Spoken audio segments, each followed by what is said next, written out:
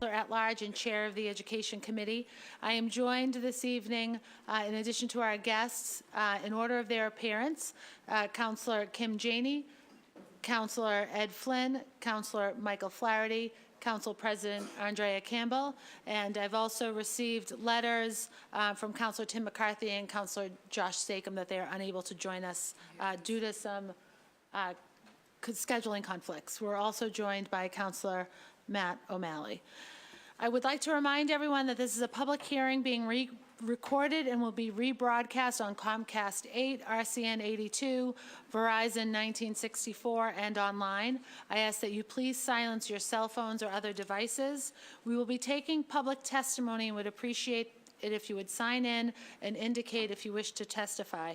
I will ask when you do testify to please state your name and affiliation or residence, and that you limit your comments to just a few minutes to ensure all comments and concerns are heard.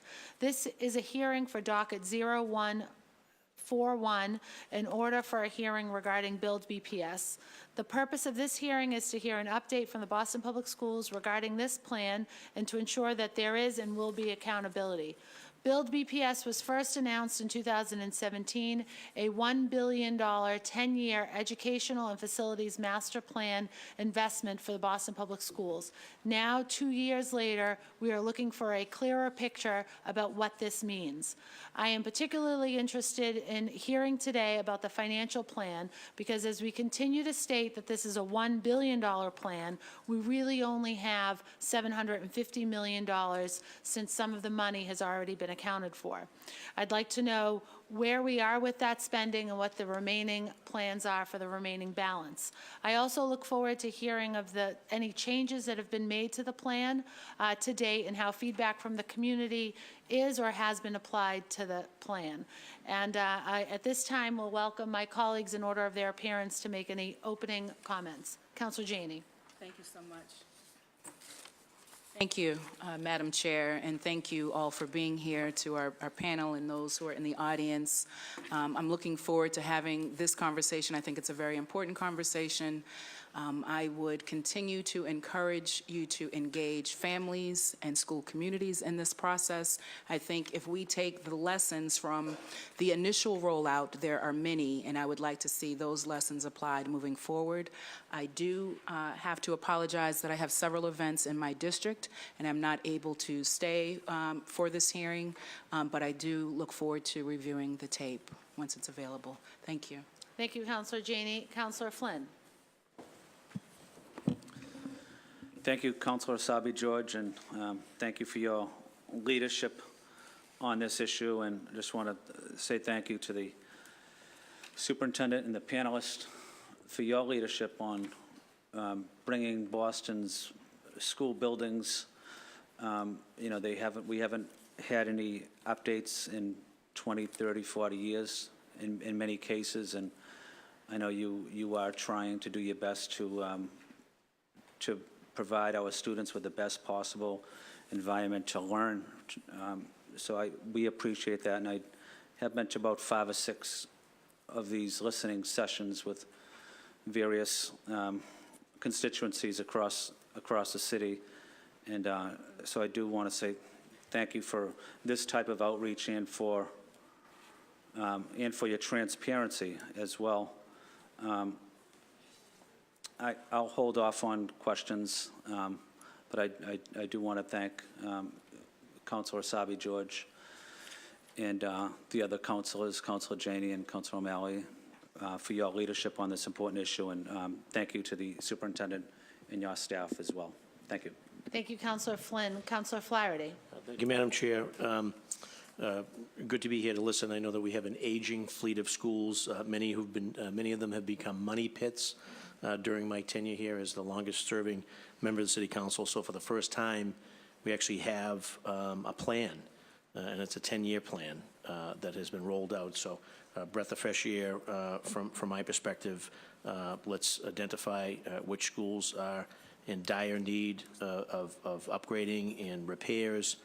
Let's try to have some type of, let's restore, I guess, restore order and sense to how we repair our facilities here in the city. And I know, so on the mayor's efforts, our superintendent as well as John Hanlon, in terms of the approach is something that I welcome, just because for so long it's been just patchwork. And I can testify to it because I've been here as a member of this council going through all these budget hearings and/or listening to folks that were complaining about things that were happening at their school. When you piecemeal it like that, just like you're making repairs to your home, it's more costly.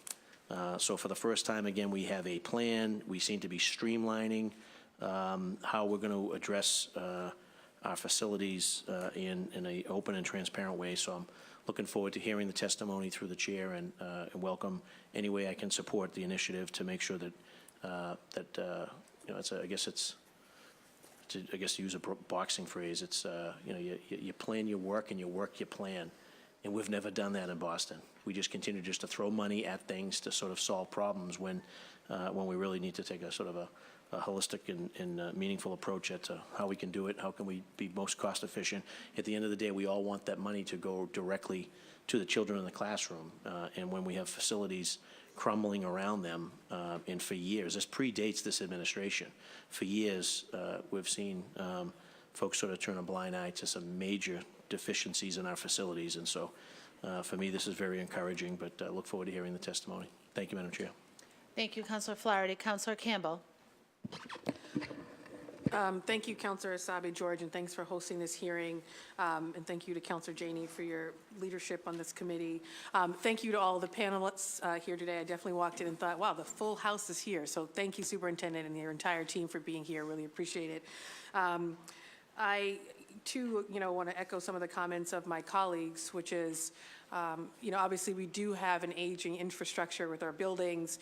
There are some buildings that are housing far less than their capacity, and that's an efficiency problem. That's obviously a cost problem. That's a whole bunch of things. So a plan is needed, and this is a plan that's been worked on for some time. The question or the concerns we've been getting, and to your credit, Superintendent, that you've been responding to is around questions of transparency, process, engagement, all of that. So my questions later on will focus on what have we learned? What could we do better? Based on what we know now, how could we roll this out differently? Particularly as we think about the change with respect to our middle schools that are going to come. What did we learn from West Roxbury, urban science? And frankly, just how can we do better to address the issues of transparency and process? And not just in the closings of buildings and the downsizing, whatever language we want to use, but also with respect to the transition of these families and these students to other institutions. So whether it's Burke High School in my district or Fenway High School and other schools that have to receive new communities into their existing communities, how do we make that transition easy? How do we fund that? How do we make it smooth? What can we do better in the next time around? So I'm hoping that this conversation will go there. I think we can always do better, even if we are excellent. And so I'm hoping that we get to some of those concerns that I have. And I, too, have to leave at a certain period of time, but hopefully the questions go around where we can, I can still be here to engage in some of that. Thank you, and thank you, Councilor Essaibi-George. Thank you, Councilor Campbell. Councilor O'Malley. Thank you, Madam Chair. Good evening, Superintendent, and to your team. Thank you all for joining us on this very windy Monday evening, first day back from school vacation. Believe it or not, it was 8 years ago this very month where I had my first hearing order as a member of the Boston City Council. It was on a facilities plan for the Boston Public Schools. The only person in this room who supported me in that endeavor was Rob Consalvo, because he was on the council at that time. None of my other dear colleagues, although I know they all would have supported me in that endeavor, had been elected at that point. My point is that this is something that we've been dealing with for quite some time, and I do appreciate the spirit of BuildBPS. I appreciate, Superintendent, some of your work that's gone in thus far. I think there's obviously an opportunity working with the council, working with parents, and most importantly, working with students, that we can really help fine-tune and craft a plan that is going to be really incredibly positively impactful for BPS students going forward. So there will be some tough conversations to have in the years ahead. We've already had several of them, but there's also an opportunity to really make sure that we do right by our kids, which is something I know every person in this room and every person watching this hearing fully stands behind. So look forward to continuing to partner and continuing to get to work. Thank you, Madam Chair. Thank you. And we've also been joined by Councilor Michelle Wu. Councilor? Thank you, Madam Chair, and thank you to the sponsors and all my colleagues and to the BPS team. I felt like I had to open my computer just to make sure that I'm being as effective as you all. I want to comment on the, I mean, this has been a painful process for so many families, and you all have spent a lot of time listening to people and responding and making some changes to the process as you've gone along. I think I want to repeat one of the questions that I had asked during the listening sessions, just to understand when there will be some sense of predictability and plan. And, you know, I appreciate that every change creates openings for other changes, and when one school moves or one building becomes open, then there's another batch that then fills in and fills in and fills in and fills in. But if the goal is to get at equity and closing the achievement gap, and part of that is predictability for parents and for families and students, at what point, since we've kind of finished phase one of this, at what point will there be that sense that this is the plan going forward? And then I have some other specific questions about the timeline, particularly for the schools affected in this phase, that I see at the end of the presentation. There will be a little bit more, so hope to dive in when we get to questions for that. But thank you for being here. Thank you for sponsoring this. Thank you, Counselor. So I do want to give an opportunity for some public testimony before we get to the panel, if that's okay. So I have Sarah Rodrigo, Christine Langhoff, Jean Powers, and Andrea Dormus. If any of you would like to testify at this time, you're welcome to give public testimony now.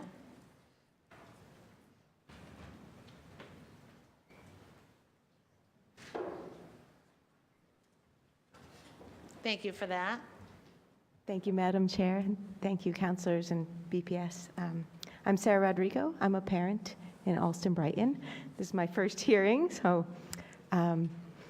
I just want to say I appreciate all the work that you all are doing on BuildBPS. I know this is a really difficult process, but it was very disheartening as a parent in Alston Brighton to have to request a public meeting for our neighborhood, and to really feel that we are being sidelined a little bit in this process, that there's not a lot of support for our schools, which don't need as intensive of support necessarily as certain other schools, but it does feel a bit as though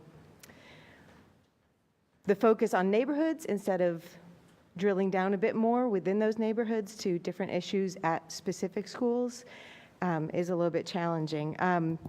For my child's school, which is GPA, we have a leaking roof and a very old heating system and a lack of security lighting and different things that are not dire issues that other schools are facing, but at what point does an issue become dire? And we're looking at a 10-year timeline for BuildBPS, so where does our school fit into that? Right now, we're not seeing anything identified in Alston Brighton, aside from, I think, a furnace at one of the smaller schools. One of the most frustrating things for me is that we also have spent 3 years fundraising for a kitchen. We have the funds, we have partnerships, and we can't implement My Way Cafe because we're not a priority neighborhood. And that is incredibly frustrating, to feel that we as a school have done a lot of work to try and get some benefits for our kids in terms of better food, and we're not being supported in that. So that's been very frustrating. Again, I know that there are other dire issues across the board, but we all need to benefit from this to some extent. Thank you. Thank you, Sarah. Next, we have Christine. Hi, good evening. I'm Christine Langhoff. I'm a Dorchester resident, retired BTU member after 36 years in the classroom, BPS grad, parent of 3 BPS grads. I have 4 major concerns about the BuildBPS plan. The first one is I believe it will increase segregation in our schools. Then it's the competition about new schools. I'm afraid it will reinforce and exacerbate current inequities that we have. And I'm afraid, most of all, that it's part of an agenda to advance privatization in our schools. I wish to urge a moratorium on the BPS plan. There are several reasons to do so, including the obscurity in which much of this plan is enveloped. More pressing is that the plan is likely to be challenged in court because the BuildBPS seems to be founded on the premise of continuing to use the current school assignment plan we have. It's been shown to exacerbate segregation in our city. If we were to be sued, those lawsuits will slowly go towards a conclusion, and there'll be no forward movement in the meantime to provide appropriate schools for our children. When I attended the community meeting at the Burke and asked this question about the assignment policy, Monica Roberts responded that the new schools will be built where people choose to live, and that the school department has no control over where residents choose to make their homes. Boston is one of the most rapidly gentrifying cities in the United States. The preponderance of new construction of small units of 1 and 2 bedrooms leaves families, particularly with those with incomes below the average of $35,000, with very few options for housing. To state the school department has no control over where families live may be true, but the city of Boston certainly is able to control where affordable housing is sited. The BuildBPS plan and gentrification of the city are intertwined, and approval of this 10-year plan will ensure the marginalization and the segregation of less wealthy Bostonians into certain neighborhoods within the school system. Though it's difficult to say with certainty, BuildBPS seems to envision a city where children attend traditional schools only within their neighborhoods during the totality of their K-12 experiences. Pilot schools, innovation schools, specialized schools with admission requirements, as well as charters, will be able to draw children from across the city. It's poor public policy to concentrate students unable to qualify for these schools, who are likely to be those with the highest needs, into a few schools located only in the neighborhoods left behind through gentrification. A second objection I have to BuildBPS is the notion of having school communities compete to receive a new school building. I've heard Superintendent Purell state that these would be public schools, but that does not mean that they would be open enrollment schools. They might be pilots, innovations, or in-district charters. They could be exempted from union contractual protections, such as class size or due process for teachers. Equitable education is a right due to all of the children in this city, and it's deeply problematic to create a process which chooses winners and losers in our schools. It's a paradigm which is antithetical to democratic principles. This idea reflects the Schools on the Move Prize, which Advestors, where Ms. Purell was last CEO, awards annually. The monetary awards are small sums for Advestors, but for the schools whose funding is decimated yearly, the awards are significant. This means that schools must shape their programs to conform with the demands of outside groups in order to assure the continuity of their funding. This is not an appropriate manner to run a school system, and it must not be replicated in BuildBPS as a way to allocate new school buildings. Our school communities are deeply inequitable. Some have large financial cushions, such as Boston Latin School, whose separate nonprofit organization, Boston Latin School Association, has an endowment of $55 million. Or Boston Arts Academy, with $6.3 million in combined philanthropy and endowments. Or even the Elliott Elementary School, which has $450,000 donated to its 635 students. BuildBPS does nothing to ameliorate these fundamental inequities and may exacerbate them as it chooses winners and losers. The question which remains to be answered is who wants BuildBPS? We haven't heard publicly from those who are in favor of this plan, though we've heard a lot from people who are not. Mayor Marty Walsh hasn't advocated for it at school committee meetings, nor at any of the neighborhood meetings on the BuildBPS tours. Are those interested parties city residents? Did their children attend BPS? Are they the foundations and investors at Superintendent Purell's last job? Seth Klarman and his Bold Post Group, Jill Shah, the Boston Foundation's Paul Grogan, Will Austin of Boston School Fund, the Barr Foundation, the Lynn Family Foundation, the Waltons of Walmart? Why don't we know? There's a well-funded national movement towards privatization of public schools. I fear that Boston is being targeted for privatization and that BuildBPS is a tool to that end. Thank you. Thank you, Christine. Jean?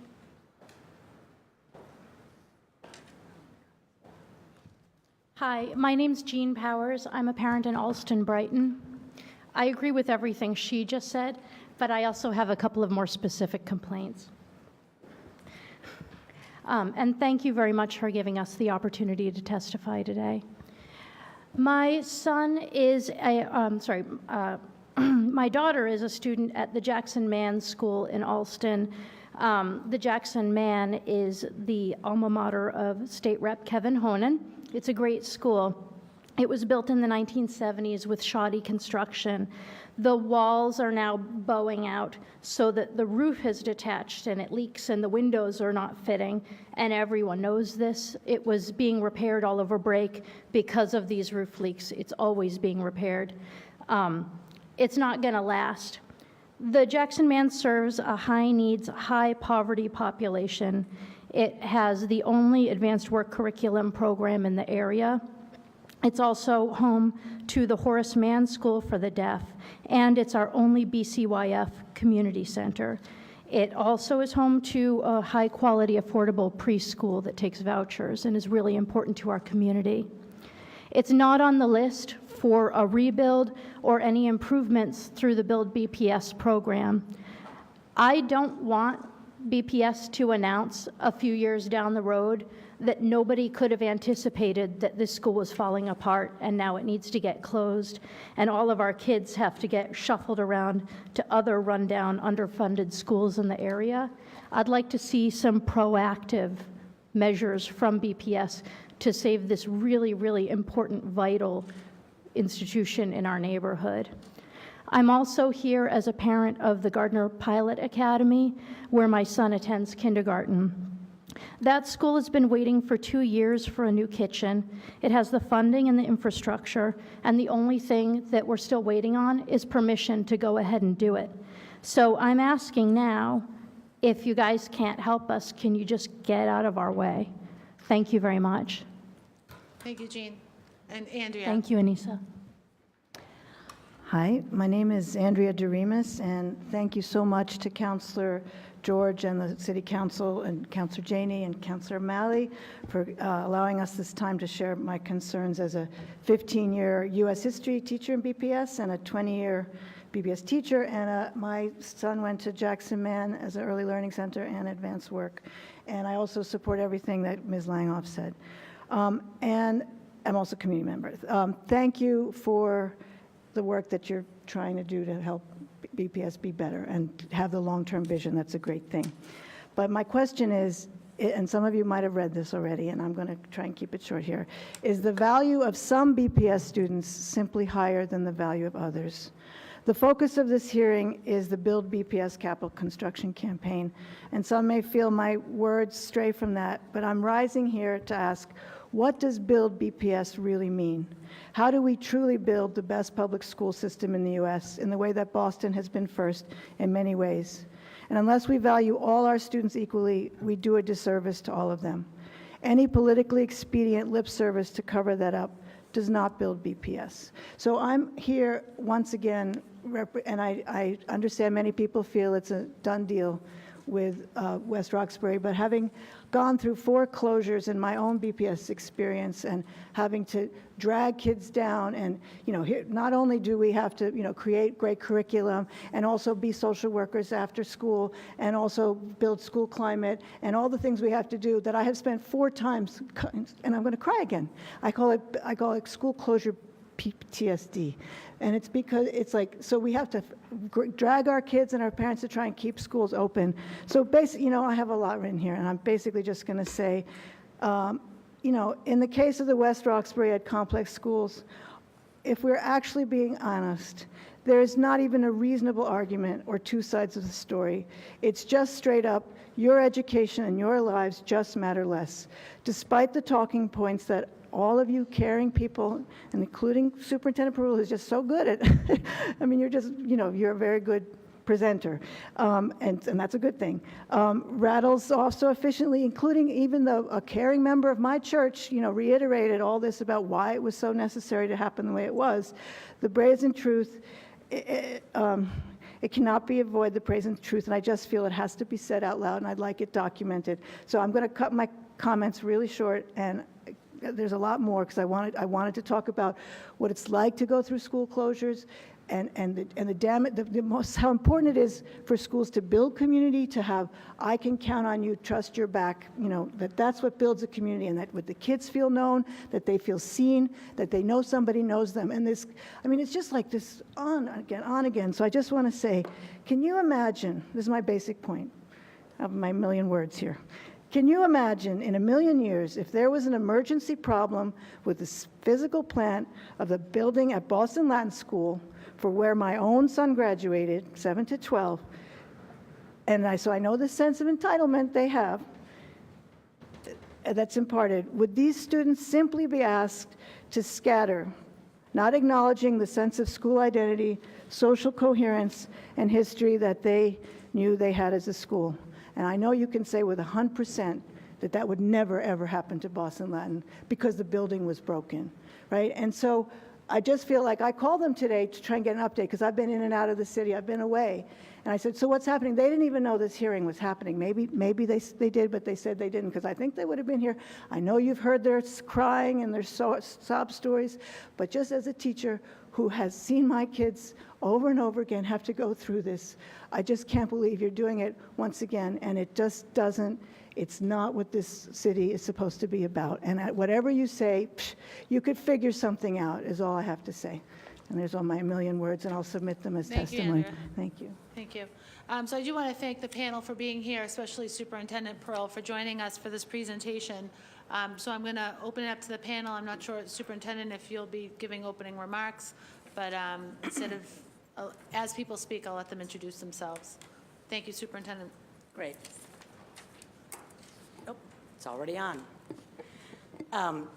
Good evening, everyone, and thank you, Councilor Essaibi-George and all of the councilors for convening this hearing, as well to all of the audience members and participants. This is an important part of the ongoing conversation regarding BuildBPS and the future landscape of education in Boston. And so this is a conversation topic to which we must return repeatedly. And we are committed to doing that, so we're very glad to be here today. I am going to start us off and then be joined by various members of the team. I want to point out all of us are current or former BPS parents and or BPS graduates ourselves. We have an equal stake, not just in our professional roles, but as citizens and community members of this city as well. And I think that's an important frame that we all bring to this work. We wanted to start out today by, excuse me, beginning with some of the overview, which many of you may have seen before, but we think it's important just to ground the conversation. Then we want to hone in on the current focus areas. This gets more to the issue of updates, what's changing and emerging as we begin this conversation. We want to talk extensively around the community engagement process and feedback. As we know, that has been a question. And then dive into some of the current works and current work and updates relative both to the West Roxbury Educational Complex, 7 to 12 conversions, and K to 6 expansions, in addition to our strong K-8s and 9 to 12s, which are also part of this framework.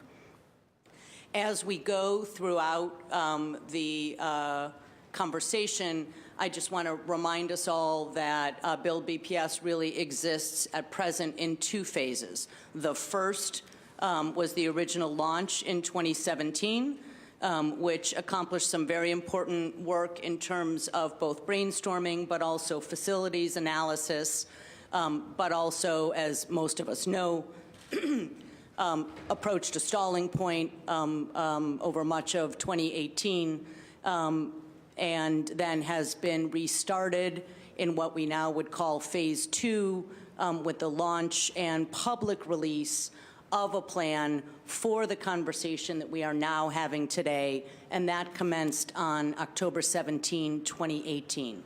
And prior to that, there was not a public framework or plan out for discussion, and what we brought forward in October was different from some of the initial concepts, but also held true to some of the planning principles, but was all reframed as of October 2018. So as we talk about the plan under discussion at present, we will be commenting on that point forward in our dialogue. So, sorry, let me just pause for a moment.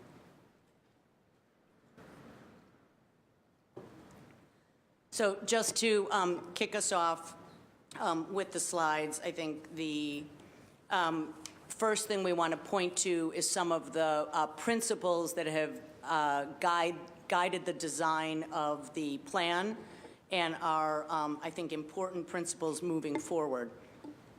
The first is that we absolutely are addressing facilities, but also looking at the creation of high-quality learning environments for more students, which we believe also contributes to closing opportunity gaps for more students.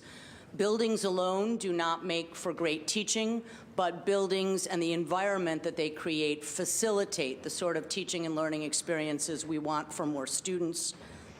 I will also point out that in the proposed new builds and proposed major renovations, they are, their placement is focused on data around where we have high student need and low historic access to seats in general and to quality seats in particular. And that is an important frame and different from the way buildings have been chosen for renovation, upgrades, and rebuilds historically. So we are using the student data to aim where new builds should go to address access. The second is that while this is about buildings, you cannot look at Boston's buildings, particularly in discussing framework and placement, without considering enrollment patterns, feeder pathways, and student and family choice. And so that gets to transitions along the K-12 pathway. It also acknowledges the interconnectedness of our school buildings. So to some of the questions around when is the plan the plan that we are discussing is the plan, but there are adjustments along the way relative to how school communities interact and how feeder patterns and enrollment data and family choice interact. And we can talk more about that in the question period. The other incredibly important principle here is equity of program placement for students, for our most vulnerable learners. So for students with disabilities, particularly those requiring service in specialized strands, as well as our English learners. Again, historically, these programs have been placed where space is available. And that is a long-standing pattern in Boston that goes back more than a decade. And what that has meant over time is the concentration of complicated high-needs programs frequently in under-enrolled, under-chosen, and lower-performing schools. That, too, is a pattern that we want to break through the BuildBPS framework and be explicit about prioritizing, particularly in new builds and redesigned facilities, the placement of programs for our most vulnerable learners as an expectation and requirement for schools that move into new facilities. So to the issue which we can address around selection of schools, I would propose that this equity of program placement is one of the key factors that is driving how we select which schools step into a building, because those school communities have to be willing to take on some of those more complicated high needs programs. And that, I think, is an important part of the conversation. That also addresses the next point about the new approaches to identifying schools for new buildings. And again, this is driven by student need as the foremost indicator. And then the other principle is that we are aiming for fewer K-12 transitions for students and families.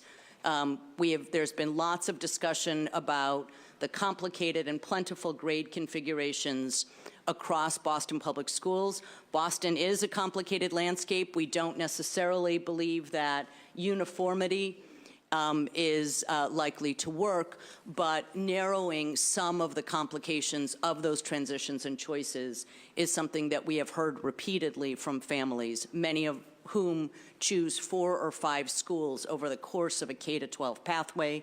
My own children went through 4 schools between kindergarten and high school graduation. It's not an uncommon tale.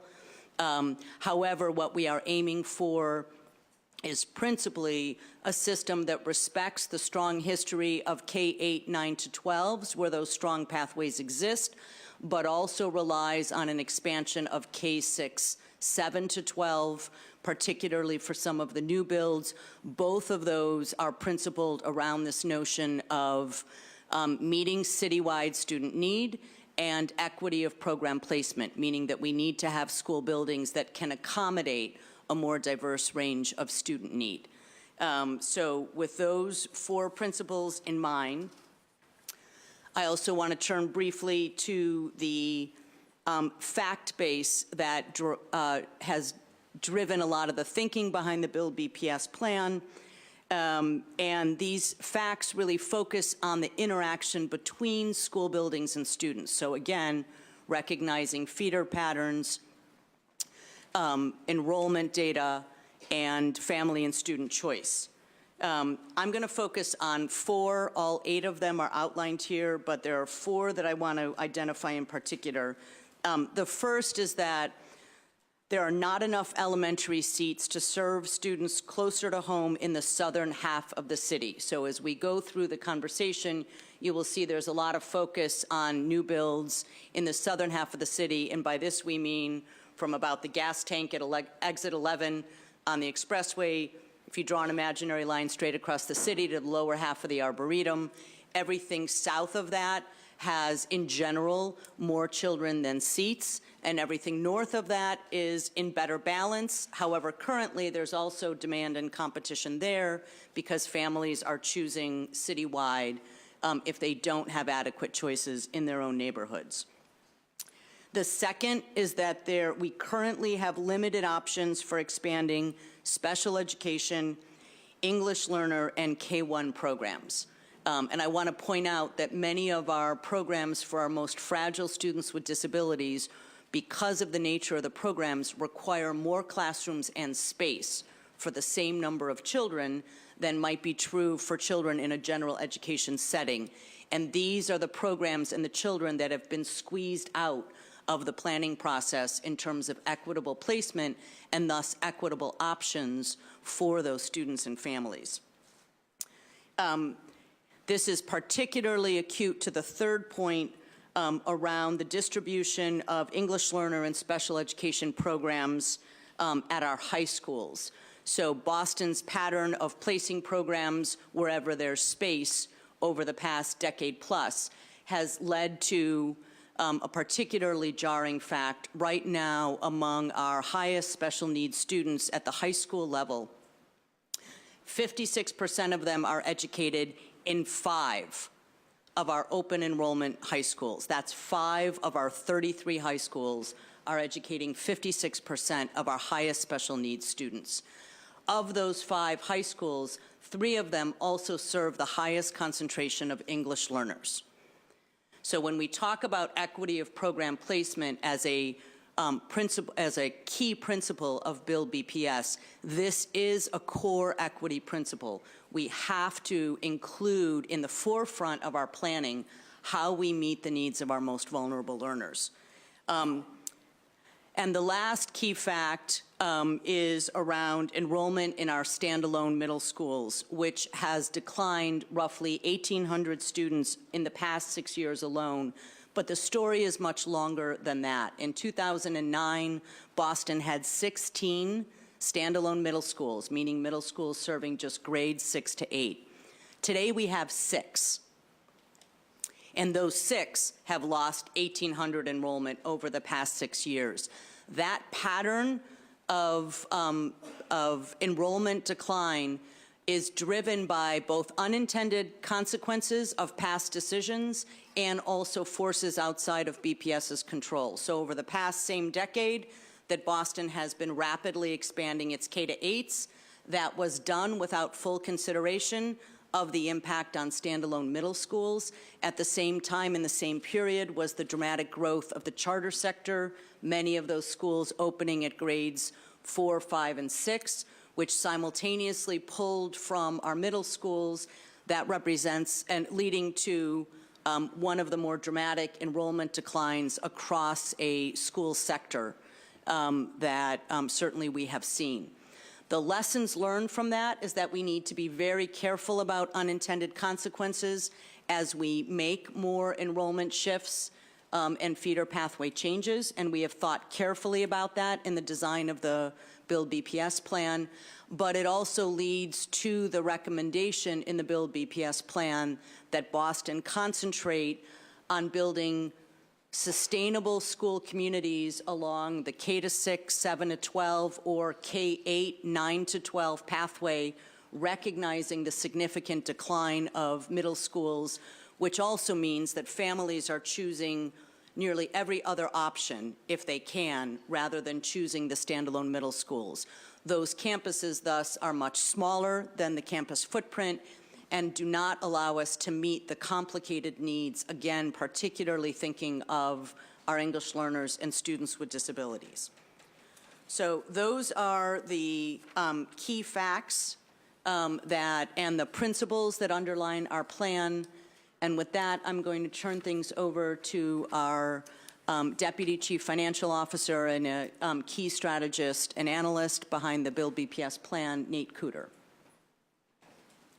The full details of the fact base as well as the information that we're sharing tonight can be found on our website at bostonpublicschools.org/BuildBPS. It provides more backup data and information around the fact base. And we've tried to organize the report information and our processes around 5 key buckets of work. The reason for these 5 buckets has to do with both the scope of the projects and the timeline, so that we group projects that are on the same timelines and the same scope in buckets. The second is to give people a sense of how to engage with the process so that they know how many of each type of project can be expected.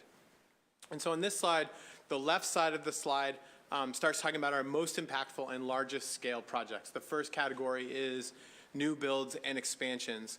And by that we mean any project that could be a brand new school, something similar to the Dearborn STEM Academy in Roxbury, which was a complete knockdown and rebuild of a 6-12 high school, and also includes a major expansion or renovation similar to what we saw at the Elliott K-8, which grew from a school over the last few years, has grown to a school of almost 800 students on multiple sites, and has been able to expand access to that school. This is the part of the project where we have 4 existing projects already in the pipeline, and we anticipate starting 5 additional projects in this category over the next 10 years. And by starting, we mean that we are hoping to break ground on construction on these 5 projects. They may not necessarily be completed in the 10 years, but they will have made substantial progress towards launching. The second category is real estate management. This is the recognition that as we start to look at our portfolio of buildings and properties, we need to continuously be looking for ways to expand and develop a footprint that matches the needs of all of our students. Some of our schools are located on very small parcels, which in highly condensed neighborhoods makes sense, but in some of our other neighborhoods, we're looking for opportunities to expand and to find new properties that will meet the future needs of our system. The third category is renovations and reconfigurations. This is where we have spent a lot of time talking. It is primarily focused on our 6 current standalone middle schools. This is about using our existing building stock to better meet the needs of the students in the neighborhoods in which the buildings are. These are buildings that are highly underutilized and offers us an opportunity. We are not planning to stop using any of those buildings. They, in many cases, are some of our larger buildings that have a number of assets that we want to continue using. In the case of the Little Frederick, it's one of our newer buildings. And we're looking at how we can better configure those projects, or better configure those schools, again, to meet the needs of students in that neighborhood. Over the next 10 years, this plan calls for the reconfiguration of all 6 of our standalone middle schools. As I mentioned, the left side are the major projects. Those are in total somewhere in the neighborhood of about 12 projects overall. Obviously, with 125 school communities, this is not going to touch every school. And that's what the right side of the slide is for. And the part that we want to do a better job of communicating is that everyone can expect upgrades and improvements to the physical plant of their schools to better meet the modern needs of our students. And the first category is district-wide initiatives and investments. This represents our upgrading of the educational opportunities, the social and emotional needs, and health needs of our students. The examples of projects here are the My Way Cafe Kitchen projects, which are expanding access to healthier foods, upgrading of technology infrastructure. We have a great refresh plan for our technology infrastructure to ensure that every school building is upgraded for wireless technology and technology infrastructure every 6 years. And that's the type of example of project that we're talking about, putting every school on a predictable schedule. This is also a place where we're looking for constant feedback from the community and about our prioritization to make sure that we're balancing it correctly. We hear from people that we want to see upgrades to schoolyards, athletic facilities, kitchens. We want to make sure that we're balancing our investment. So every year on an annual cycle, when we present our capital budget, we'll be looking to make sure that the balance of investments across these categories match the requests and the expectations of our community. The last category of projects is, in a lot of ways, the least exciting but most important, and it's the capital repairs and maintenance of our buildings. This is the investment in the bones of our infrastructure, the roofs, boilers, and windows. We want to put every school on a refresh schedule so that they know when they're going to get upgrades to their furnace, when they're going to get upgrades to their roof, and to make sure that we maintain our buildings really well. And so this is where we are launching, and we have really leveraged the Mass School Building Authority, or MSBA, which is a state agency that offers reimbursements for major projects. In the first years of the MSBA projects, the City of Boston accessed only about $5 million in reimbursements. Since 2014, we've accessed over $115 million in MSBA reimbursements. So we've been able to leverage city capital dollars to really do more for our schools. This is an area where we're going to continue to make headway.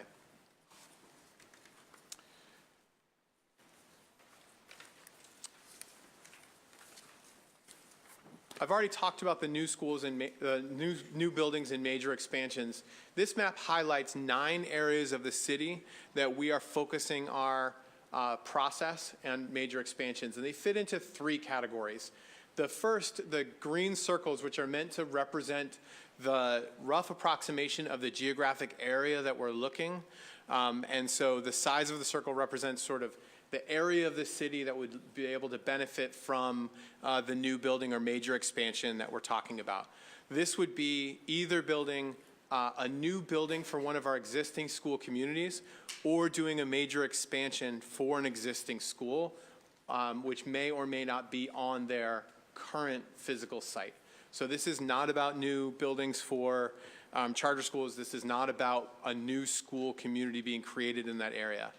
And so the green dots represent areas of the city where we need to expand enrollment and access close to home. So this is the parts of the city where we have trouble assigning kids. In their neighborhood, it's where students have the least access to seats in schools. The blue dots represent areas of the city where we need to expand capacity in order to achieve reconfiguration. So we've talked a lot about creating in every school community a clear K-12 pathway where families know that they'll only have to change schools once in that span. So that's either K-6 transitioning to a 7-12, or it's a K-8 transitioning to a 9-12, and we're looking by neighborhood. In the areas where the blue dots are, we have challenges being able to meet that new configuration, often because of very small elementary schools or elementary school buildings that cannot add a 6th grade without reconfiguring programs. The final category is a category that's building emergencies. This is the West Roxbury Education Complex and the recognition that we needed to close the school due to facilities conditions. You'll notice here that I mentioned there are 9 potential sites, but I've only talked about breaking ground on 5 projects. The reason for that is, if we've learned anything from some of our major projects like the Quincy Upper, that it is difficult to guarantee the timeline and identify property in the city, as I've already mentioned.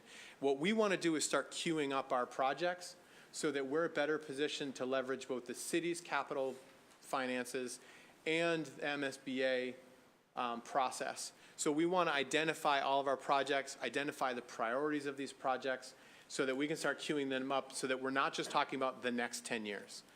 These will all be investments that are happening 10 years and beyond, but we want to start this to be the start of a process where it's a predictable building process, where new buildings are coming online, old buildings are being either taken offline or renovated to meet the needs of students, and that we're out of this cycle of deferred maintenance, we're out of the cycle of unpredictable investments in our city.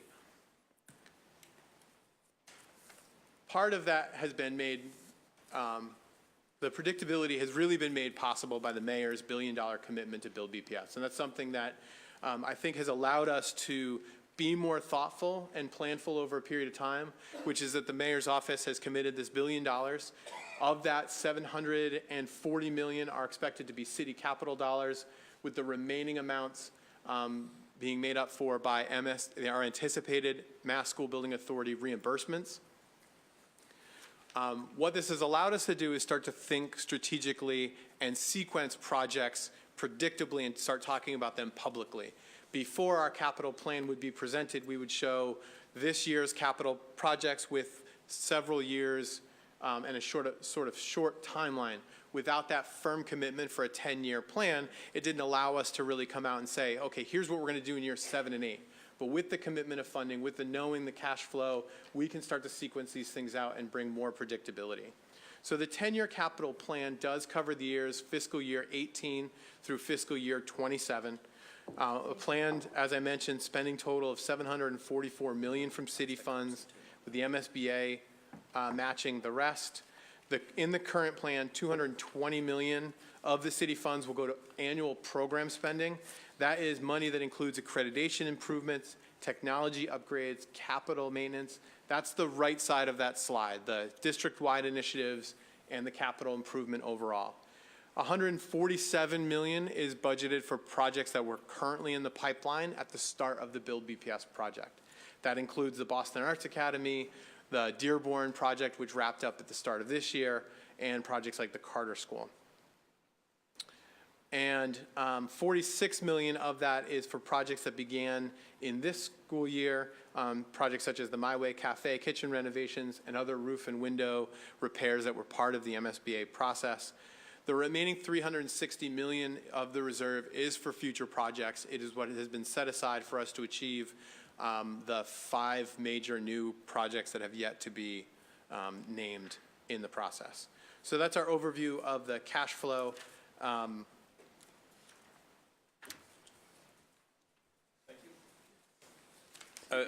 To continue a little bit on the cash flow, but to talk a little bit more openly about our... John, do you mind just introducing yourself for the record? I'm sorry, Please, yes, that's thank fine.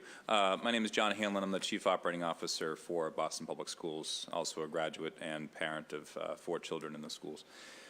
To continue on the piece that Nate was just discussing related to cash flow, it's important to note that we're continuing to leverage state funding as well, and Nate has already mentioned some of this, but to highlight it again, we are working much more closely with the state than we ever have before.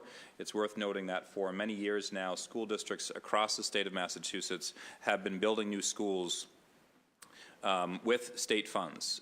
Boston was not doing that. And in fact, as Nate mentioned, that for the first 11 years that the MSBA was in existence, we received less than $6 million from the state. And that's not necessarily a failure on the part of the state, it's a failure on the part of all of us for not having something like BuildBPS at that time. Since 2015, we've accessed $117 million in funds, and it's important to note that $117 million in funds have gone toward $250 million in spending. So we've been able to be much more strategic, but also much more expansive with the investments that we're making so that we can impact many more schools on a yearly basis. You have all seen in this room on a year-to-year basis over the last few years an uptick in hearing from us related to accelerated repair program projects. And in fact, we were just before you in the last few weeks to discuss 6 more of those projects, which we are presenting to the MSBA this year. And in fact, we just submitted those applications a couple weeks ago. That will allow us to have completed or submitted 30 accelerated repair projects just over the last 4 years alone. Again, those projects are critical to being able to stay ahead of deferred maintenance and to, again, be strategic with the investments that we're able to make with our capital dollars. We also expect to receive substantial reimbursement for future new builds for the new buildings that Nate has mentioned, as we have in recent years. The Boston Arts Academy, the Dearborn are 2 very good examples of projects that are already underway and or completed.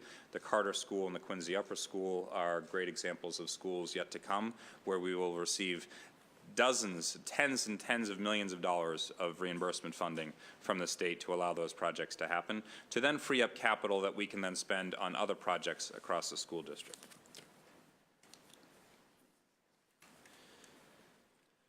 I'd like to move on from the topic of cash flow to talk about current focus areas within BuildBPS.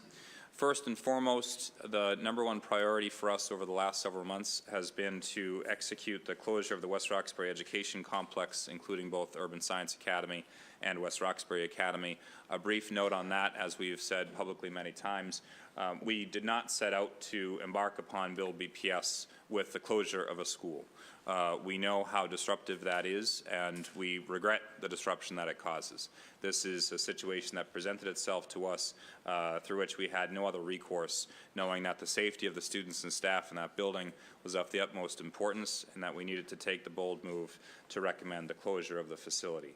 We have continued to work very closely with that community, actually 2 different communities over the last several months, and you'll hear more of that shortly. Second, we continue to work with the Mccormick School building to plan for a transition of that building from a middle school in Columbia Point in Dorchester to a 7 to 12 school, which again, you'll hear more of that just in a matter of minutes. The remaining bullet points here, particularly 3, 4, and 5, are noted on the categories of work that Mr. Cooter presented to you earlier. We will continue to work very closely and are working very closely on mapping out reconfigurations and exploration of K-6 expansions. We'll discuss that toward the close of tonight's hearing. We continue to work very closely on our capital plan. In fact, we expect to be before you again in a couple months to discuss the capital submission for FY20 and beyond, which will include many, many projects across the school district, from security upgrades to new roofs, new boilers, and the like. Lastly, before community engagement, we also plan to continue to roll out district-wide initiatives. The My Way Cafe model, which you have all heard about, continues to gain steam across the school district. We will continue to plan deliberately for the implementation of that model across our schools. We'll be in front of you next Monday to discuss security within Boston Public Schools, and it's worth noting that security upgrades will be a big part of our district-wide initiatives. Those 2 have already started in recent weeks, and we'll be prepared to discuss some of that with you next Monday. Other district-wide initiatives include technology upgrades, the schoolyard initiatives that we've been doing in many schools, and others. And then lastly, but it should not be taken as low on our list of priorities, because it is everything that we're doing within BuildBPS. Community engagement is and will continue to be a major focal point for our work. With that, I'll turn it to Monica Roberts, Chief Engagement Officer, to talk through some of that. Oh, change of plans. Before Monica leads us into a community engagement conversation, I just want to reiterate, as we look over the current focus areas, the distinction between the planful approach that we intend and in fact are taking to the middle school conversions and or other school shifts over time, particularly using the McCormick Middle School as an example. That conversion will not begin until June 2020. We began the conversation in October 2018. That is the kind of planful timeline that allows for detailed community conversation, which both Monica and Mary Driscoll will address as an example, and that is the planful way, even as things change or new information comes forward, we hope to sequence and manage learning from the experience of West Roxbury in a way that is planful and has a thoughtful timeline. And I want to distinguish the West Roxbury closure experience and the incredible difficulty and challenge of that, which we are continuing to work with in terms of transitions, but that in particular, those closures represent the consequence of the cycle of deferred maintenance and unintended consequences that we wish to shift with BuildBPS and end with BuildBPS, which is to begin to move forward in a planful manner and not be addressing the consequences of longstanding deferred maintenance that leads to building crises. And this is one of the reasons that there is a focus in ongoing maintenance and repairs of current buildings and ongoing monitoring of any of our fragile buildings. So those remain priorities for how we are balancing, but our goal is to have a planful timetable moving forward so that nothing is abrupt, as the West Roxbury experience is one that we repeat. Thank you. My name is Monica Roberts. I'm the Chief Engagement Officer for Boston Public Schools. I want to walk us a little bit through what we've done around community engagement, and then we'll turn it over to Mary to talk about the Mccormick. So we've had a number of community engagement meetings over the since we've started this in October. Quite a few of them have been with the West Roxbury community. As you can imagine, we've met both with families, students, and staff. That's been an important piece of this work. We've had over 927 individuals attend the broader community meeting, so that does not include just the West Roxbury numbers. We've done meetings with a variety of individuals, including some of our community partners who are trying to think about what this means for them in their work with schools, so we're doing that work and bringing folks along. We've had special meetings with specialized populations, so thinking about our families who have students who are served in our special education or our English learner programs. We've also looked to work with our parent leadership groups so that we can really begin to build some momentum around sharing information, building shared understanding, and getting feedback in. The last bullet point, you can see where we've had the largest turnout in terms of attendees and participants in our meetings. We continue to have meetings, so this is not the end of meetings. We want to continue to do this from year to year as we implement each phase. Each year of the work, we want to do that. So we've been encouraging our school leaders to think about how we might either go to their school parent councils or school site councils or convene them regionally, to invite folks to ask us to come out. If there are places that we've missed, we also encourage you to let us know, or individual groups that you think we should connect with. These are the areas of the city that we've been to so far. It does not reflect everything. So, for example, you won't see Mission Hill on here, but we've had a youth group meeting there, Mission Hill, as well as another. So this though reflects where we've been so far.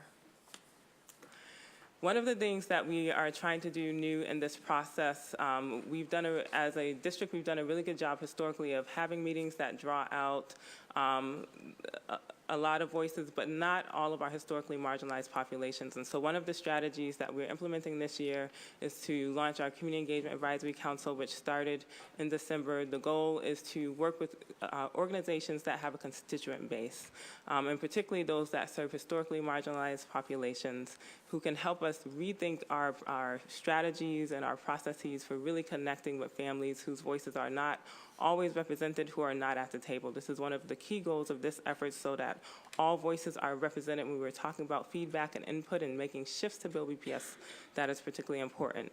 They are working with us currently on designing our communication strategy. They are currently designing their own meetings, as well as efforts to do some outreach. We hope to have them launch some of their campaign pieces over the next couple of months. So this is a particularly important piece of our work, as we want to make sure that every voice is represented. This represents the current membership of the Community Engagement Advisory Council. There was a broader reach, so you may see folks or organizations that are not here. Please do feel free to refer them to us if you see organizations that may be missing. We have reached out to a broader group. Some folks have said now is not the time, but they are interested and to keep them abreast. So we continue to do that work. Just to go over to the question of what are the things that we've learned and heard in this initial round of community engagement, one of the things that we've heard from folks is that they're very happy to at least have something to react to.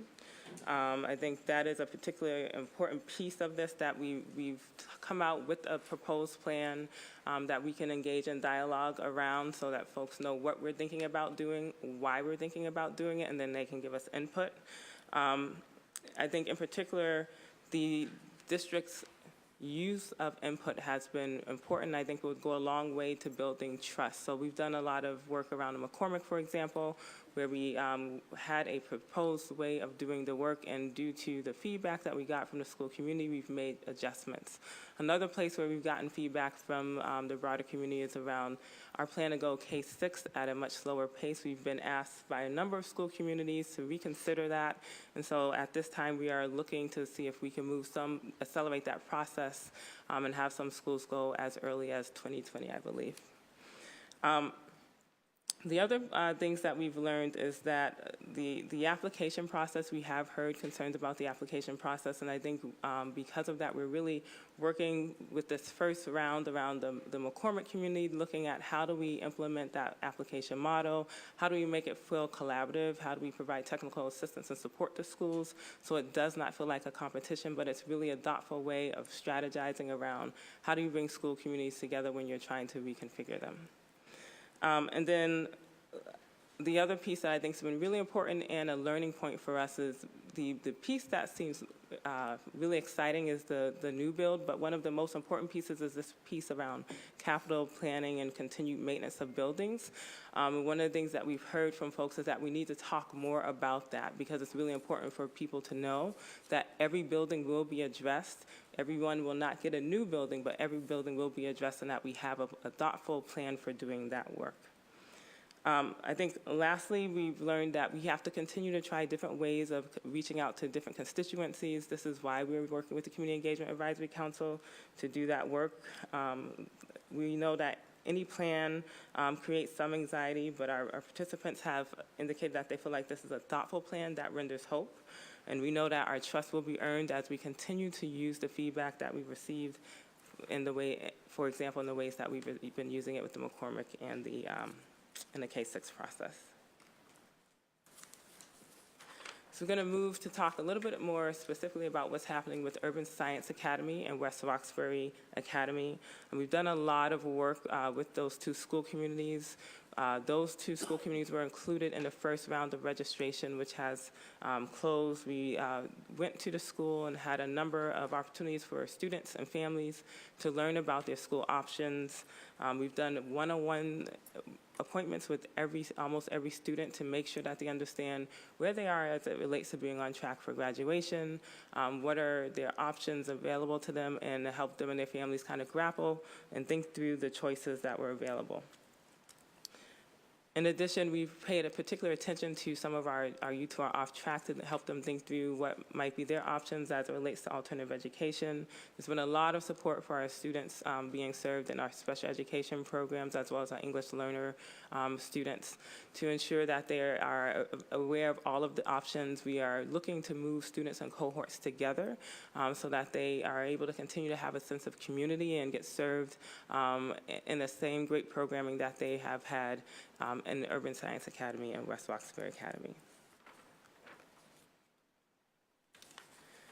This chart shows our efforts in terms of getting students enrolled. There are a few students, as you can see, a small number that have not yet made choices. We continue to do one-to-one outreach. We had a team a couple of weeks ago go to do home visits to families, so we conducted a little over 30 home visits to connect with families, talk with them through their options. A lot of this is learning that we had from past experiences to help us think about how do we better provide transition supports, both to the students and families. High school is a little bit different because we want to make sure that the student also is aware of kind of the options in front of them as well as their families. For the senior class, we've done a lot of work around moving them as a cohort. So we have identified the Irving Middle School as the place where the rising seniors will be able to attend. Approximately 35% of those eligible to go have selected other options during the first round of school choice. We are currently working on programming in partnership with teachers from both the Urban Science Academy and West Roxbury Academy, as well as are planning out our facilities process to support the move of those students, as well as BCHS, which is Boston Collaborative High School. As part of this process, we know there's been a lot of focus paid attention to the students, but we also are working with the staff, and so we are providing support around hiring, including looking at resume development and other skills that our staff may need. We're going to be providing support on MTEL in the coming months, as well as a job fair. We continue to be working with the union on this process to make sure that we're attending to the needs of staff as well. I'm going to turn it over to Mary Driscoll, who can walk us through the McCormick 712 expansion process. Good evening, everyone. I'm Mary Driscoll. I'm the Associate Superintendent for Elementary and Middle Schools, and this work has already been referred to a few times, so I just want to give kind of a high-level update on where we are, and I'm sure that you have many questions and that you want to ask. So as you know, our original proposal was to close the McCormick Middle School as of the end of the 2019-20 school year, have the students who were currently enrolled there transition to Excel, and then have the building closed, converted into a 712, and then open it as a 712 high school, looking for one of our current high schools to inhabit that space. When we first presented that proposal, we received a lot of feedback from the McCormick community, who had already been engaged in a process themselves of thinking about what a 712 McCormick would look like. And so as a result of that, we modified our proposal so that the McCormick team that has been doing that work, thinking about growing from 7 up to 12, will be able to partner with a high school that has been thinking about moving down and becoming, going from being a 9 through 12 to a 7 through 12. And we know that many of our high schools had already been interested in that possibility. And so what's been happening since October is there's a school-based team at the McCormick that meets every week that includes members of their instructional leadership team, their school leader, and then some central office team members that travel out to the McCormick. There's also a central office McCormick team that's convened by myself and Andrea Zayas, who's the academic superintendent supporting that school. And the two teams work in parallel with, weekly sort of updates to each other. And so what we've done over the course of the last few months is come up with a proposed set of criteria. Who are the students that we know as a district we need to be able to serve in a 712? And that, was very much informed by the things Laura talked about at the beginning, the need to have high-quality programming for our most vulnerable students. Once we had kind of the aspirations of who we wanted to see served in the 712, we created an invitation to submit a letter of intent that went out to all of the high schools, inviting any high school that was interested in exploring the opportunity to partner with McCormick to co-design together a 712 learning community. We held an information session for all high schools. We had about 8 schools express initial interest. And then as of February 15th, which was the day we had asked schools to submit a letter of intent, we have 3 high schools that are actively engaged in a process of determining, it's a two-way process. It's both the McCormick community looking at the high schools and the high schools looking at McCormick, and the district, working with both of them to determine of these 3 potential partners which is the best fit, both in terms of the kind of programming we know we need to serve in our 7 to 12 school, but also which is the best fit with the culture and climate of the McCormick school. And so the process includes both an analysis of, going department by department, looking at the special ed programming, the English language programming, the enrollment trends, the size, the current size of each of these potential partners, an equity analysis of each partner. There's also a cross-site visit, so each school will visit the other, the potential partner will visit McCormick, McCormick will visit the 3 potential partners to have an opportunity to get a feel for the culture and climate. And then there'll be a community meeting at each school so that the community also has an opportunity to both get questions answered about this opportunity and to, have an ability to weigh in on their support of it. We've already, in the initial intent to explore the opportunity, we did ask the schools to, if possible, include the school leadership, the governance, either the school site council or the governance board, and the BTU membership. And we did get support in all 3 areas from all 3 partners. So that's an ongoing conversation, and our hope is to bring a proposal to the school committee sometime in late April with a partner that's going to join with McCormick and will be supported over the next year and a half in together co-creating a 7-12 high school community. Parallel to that, we've been looking at what I refer to as the McCormick ecosystem. So currently there are schools that feed into the McCormick. These are all schools where students have a guaranteed seat at the McCormick if the families choose to exercise that. All of these schools will have the opportunity to add a 6th grade if there's space in the building and if it fits with their programming. And so we had a meeting right before the February break with all school leaders to sort of lay out the parameters for those meetings. We're going to do some one-on-one meetings at the schools with the school leaders this week, and then next week we'll be having a meeting for members from all of the site councils at these schools to, again, explain what the opportunity is, what the sort of guardrails for becoming a K-6 are. We're very clearly explaining that it's not required at this point that all of these schools become K-6. If there are some that feel their K-5 configuration works for them now, then instead we would find a new feeder pattern so that families would have a pathway through 8th grade. And then the final piece of work is around other K-6 expansion opportunities. And again, as Monica mentioned, when we first went out, we said that we would deal with each each ecosystem around one of the middle school conversions, and that would be the point at which we would be looking at schools that were feeding into those middle schools for conversations about converting to K-6. We have a number of schools across the city who have already, really looked at the opportunity, have discussed it with their school communities, are very excited about moving forward. And so we took some time in the fall to really rethink our initial proposal to explore whether, in fact, it would be possible to do some additional K-6 expansions on an accelerated timeline in a way that didn't create the unintended consequences that we experienced when we allowed a lot of schools to become K-8s earlier on.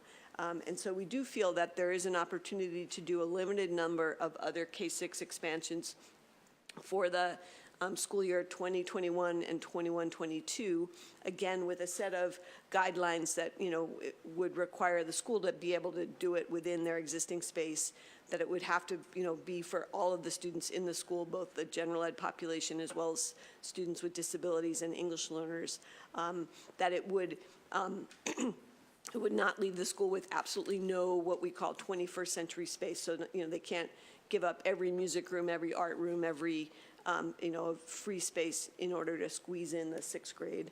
And that the school that results is a sustainable school.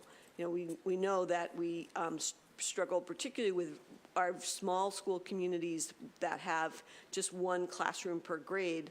And even when those classrooms are full, the resources available to that school for things like social workers or additional art specialists are really limited by just the number of students that are able to be in the school. And so as we look at potential K-6 expansions, there are some communities where this particular opportunity will not make sense, which is not to say, you know, in the next wave, in a reconfiguration around another middle school, there won't be opportunities for schools to explore.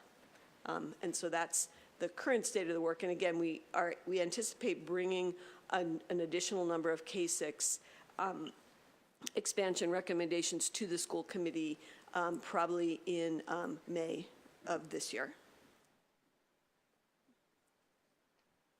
And so before we open to questions or however you want to proceed from here, Councilor Essaibi-George, I did just want to take an opportunity to point out that building off of Monica's outline of the community engagement process and the feedback and how we've been incorporating it, what Mary has just described in terms of the adjustments to approach with the McCormick that recognizes the McCormick's engagement, their desire to be at the table, and the opportunity for them to lead the school that then moves back into the newly renovated facility is a change and shift that we made in response to what we heard.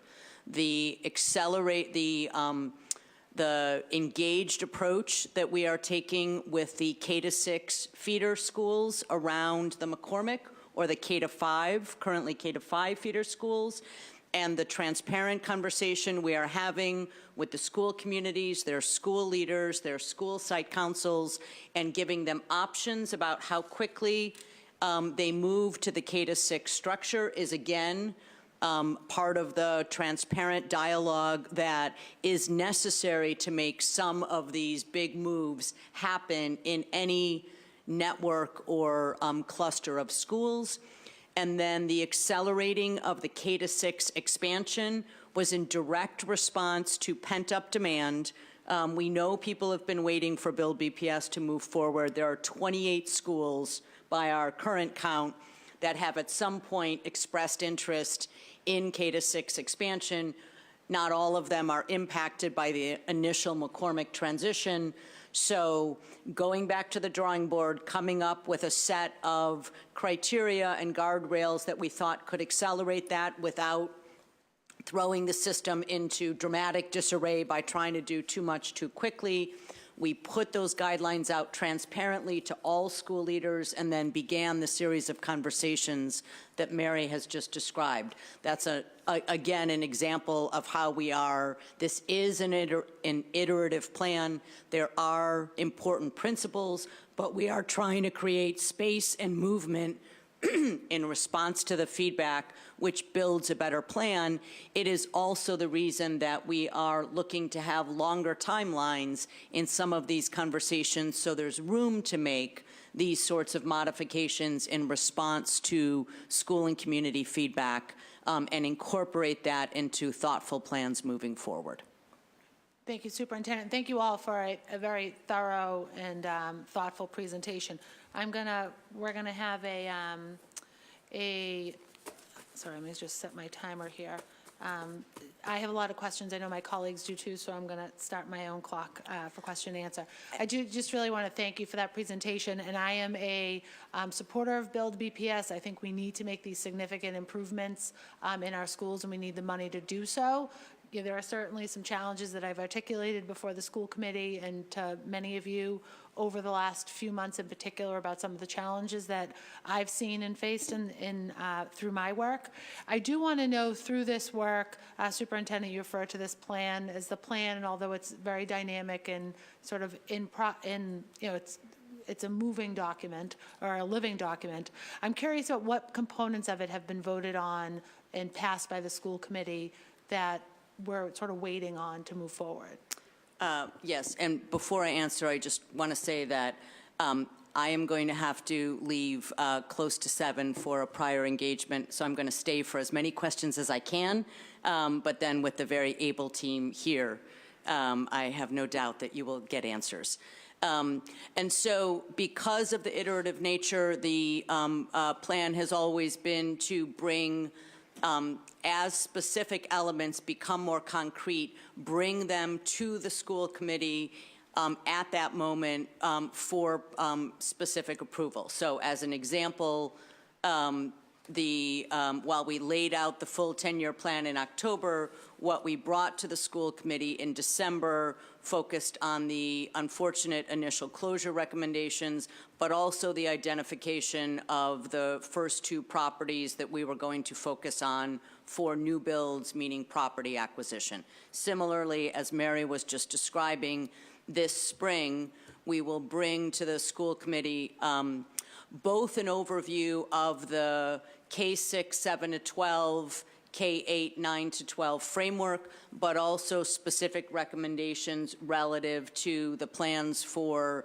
the McCormick conversion with the selection of a high school partner, with the K-6 feeder patterns around the McCormick, and then a couple of months later, additional schools outside of the McCormick ecosystem, as Mary termed it, that are able to enter into an accelerated K-6 expansion beginning in September 21. We expect there will be a similar pattern of, as plans begin to gel in specific neighborhoods and these conversations are had with communities, then to bring those elements of the plan for formal approval. Great, and I do support this streamlining of the grade configurations, because what we have now is too complex and, you know, not helpful for families through that process.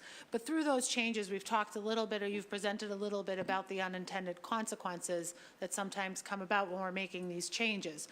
Are there any plans to hold school communities harmless of some of these early changes as they happen, whether it's the school that's going through the initial change, if we're talking about K-5 to K-6, the unintended consequences on that school community, but others that may be impacted by that change?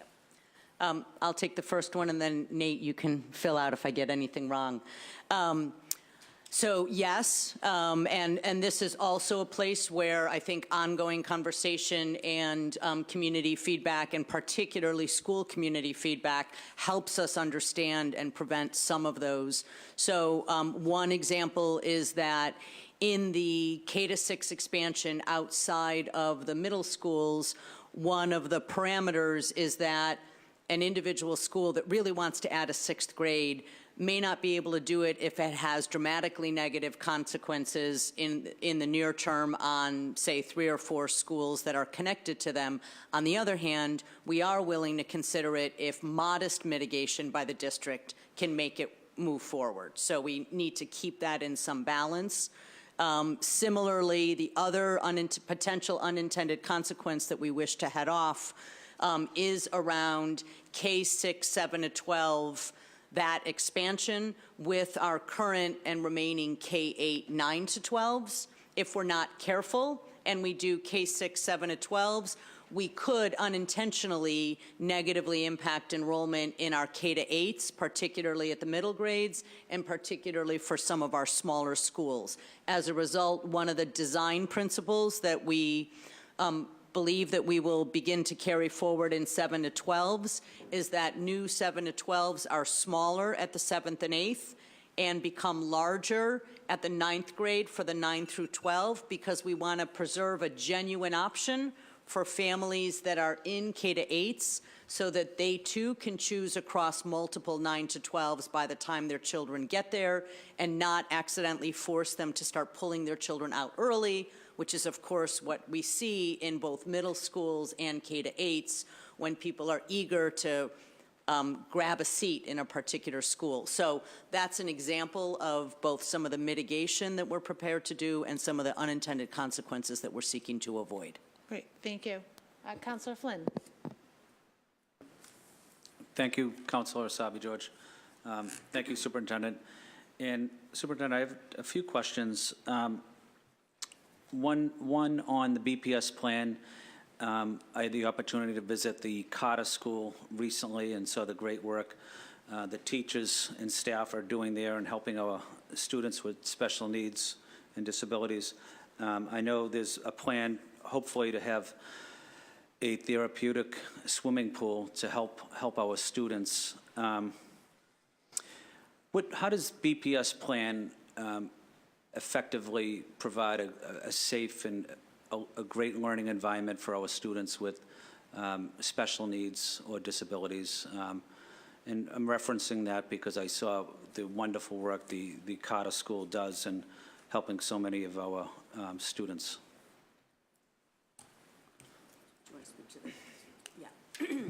So I'll speak in general terms, and then John will speak to the Carter specifically. So in general terms, I think the primary way which we are preparing to better meet the needs of our most vulnerable learners, both students with disabilities, and I would include many of our English learners, particularly in some of our highly specialized SLIFE programs as an example, is in this principle of equity of program placement. And putting them in the forefront of planning when, if you look back over the past 10 to 15 years, they have often been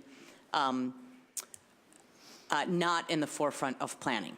And that is why we have such high concentrations in a number of our more struggling open enrollment and under-enrolled schools. So, and as Mary described, and this goes to the new builds in particular or the reconfigured builds, before we ask schools to raise their hand, whether it's geographic in the case of a K-6, and we're talking about the immediately surrounding schools, just as we are with the McCormick, or citywide in the terms of high schools, the first thing we will say for new buildings is these are the kinds of programs for our most vulnerable learners that must be served in this building based on its location and based on citywide student need. Then we will ask which schools are ready to step up or interested in stepping up to take on those particular challenges. That is not the way program placement has been done historically in Boston. There is also the opportunity with new buildings, of course, to look at physical design that is conducive to meeting the needs of a broad and diverse range of learners. Those are also part of the design principles. But I think this principle of equity of program placement is critical. And I want to be explicit about the this equity principle that we are using to guide not just future builds and new school buildings, but also increasingly how we look at program placement to meet existing student needs in our existing current buildings, which is that we believe Boston has to move past the distinction between open enrollment and selective enrollment schools. This is one of the autonomies that we believe is in conflict with our equity principles about meeting the needs of all of our students.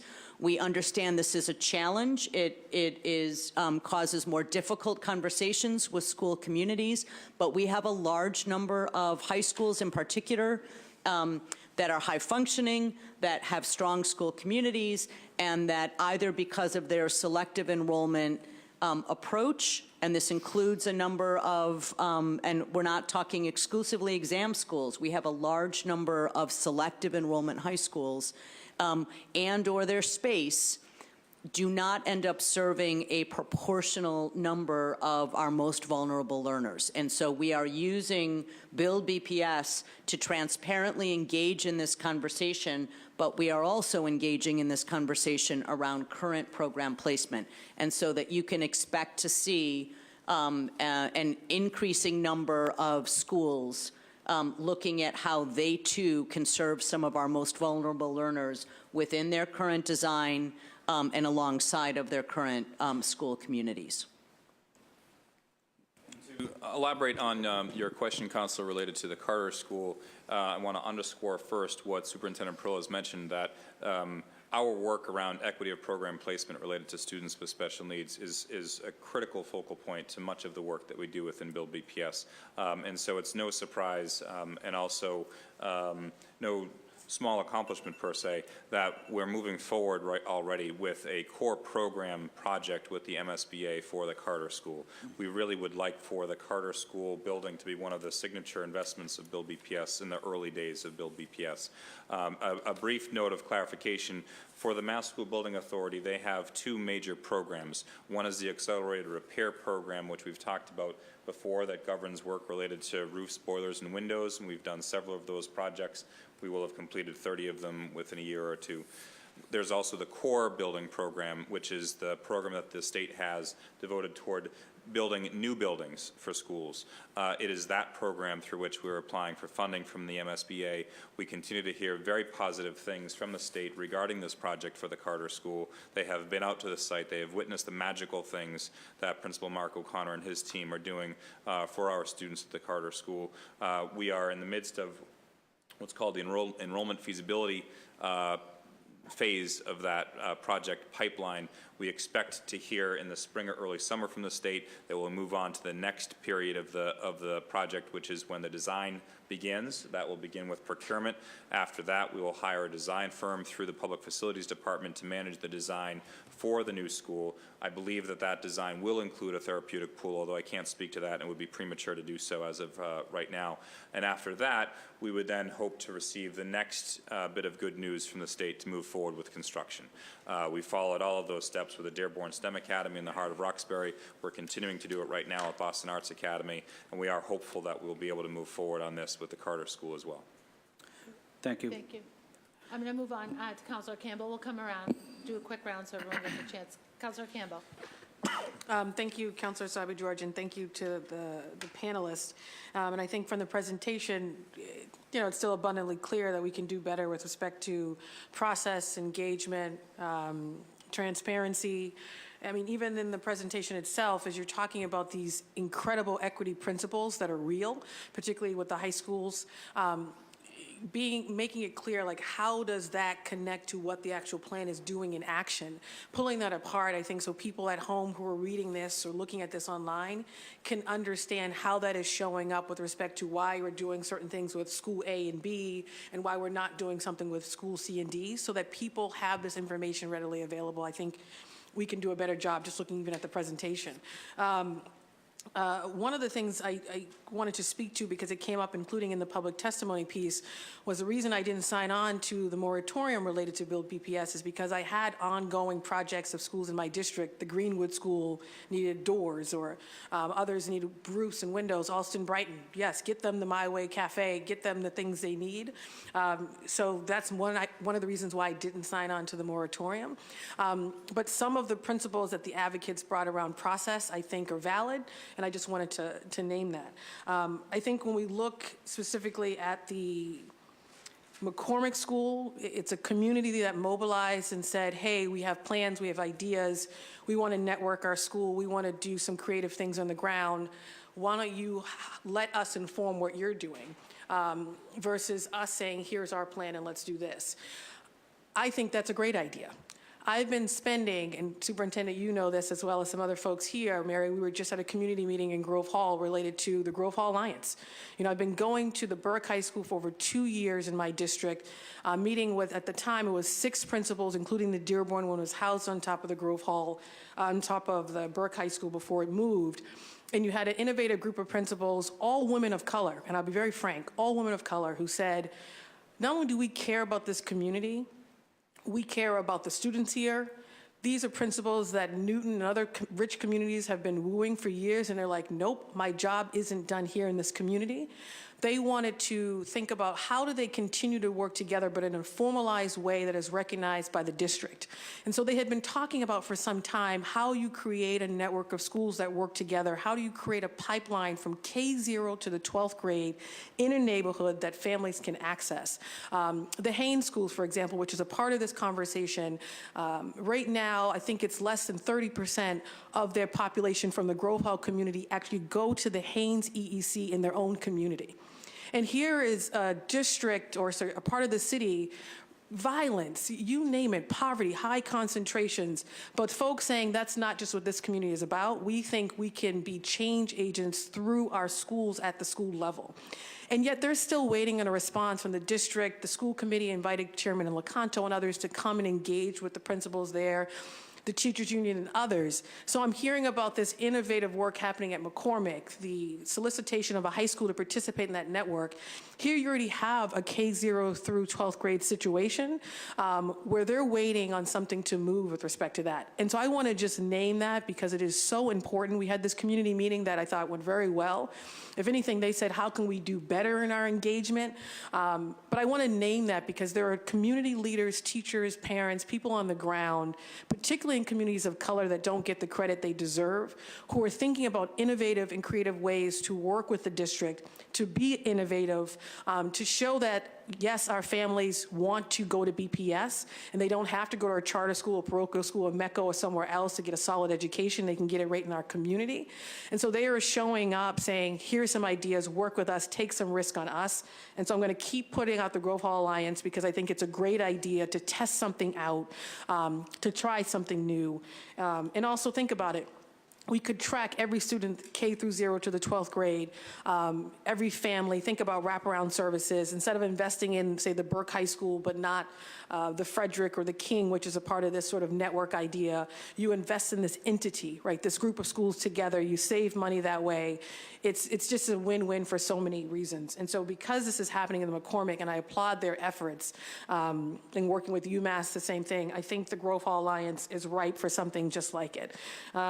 And I'll just add, this is more statements than questions, so thank you, Councilor Essaibi-George. On the two things, on the engagement front, I think, looking at the numbers, we can do better. I think I'd like to see more of a model that says, how do we actually do it at the school level versus centrally, and thinking about doing greater investment there versus centrally trying to mandate it or manage it, I should say, at the school level. I think even with the idea around the community organizations listed here, they don't touch everyone. And lastly, on the My Way Cafe and the new school buildings, and this will come up, I think, during transportation budget hearing that Councilor Essaibi-George is going to do in the budget hearing generally.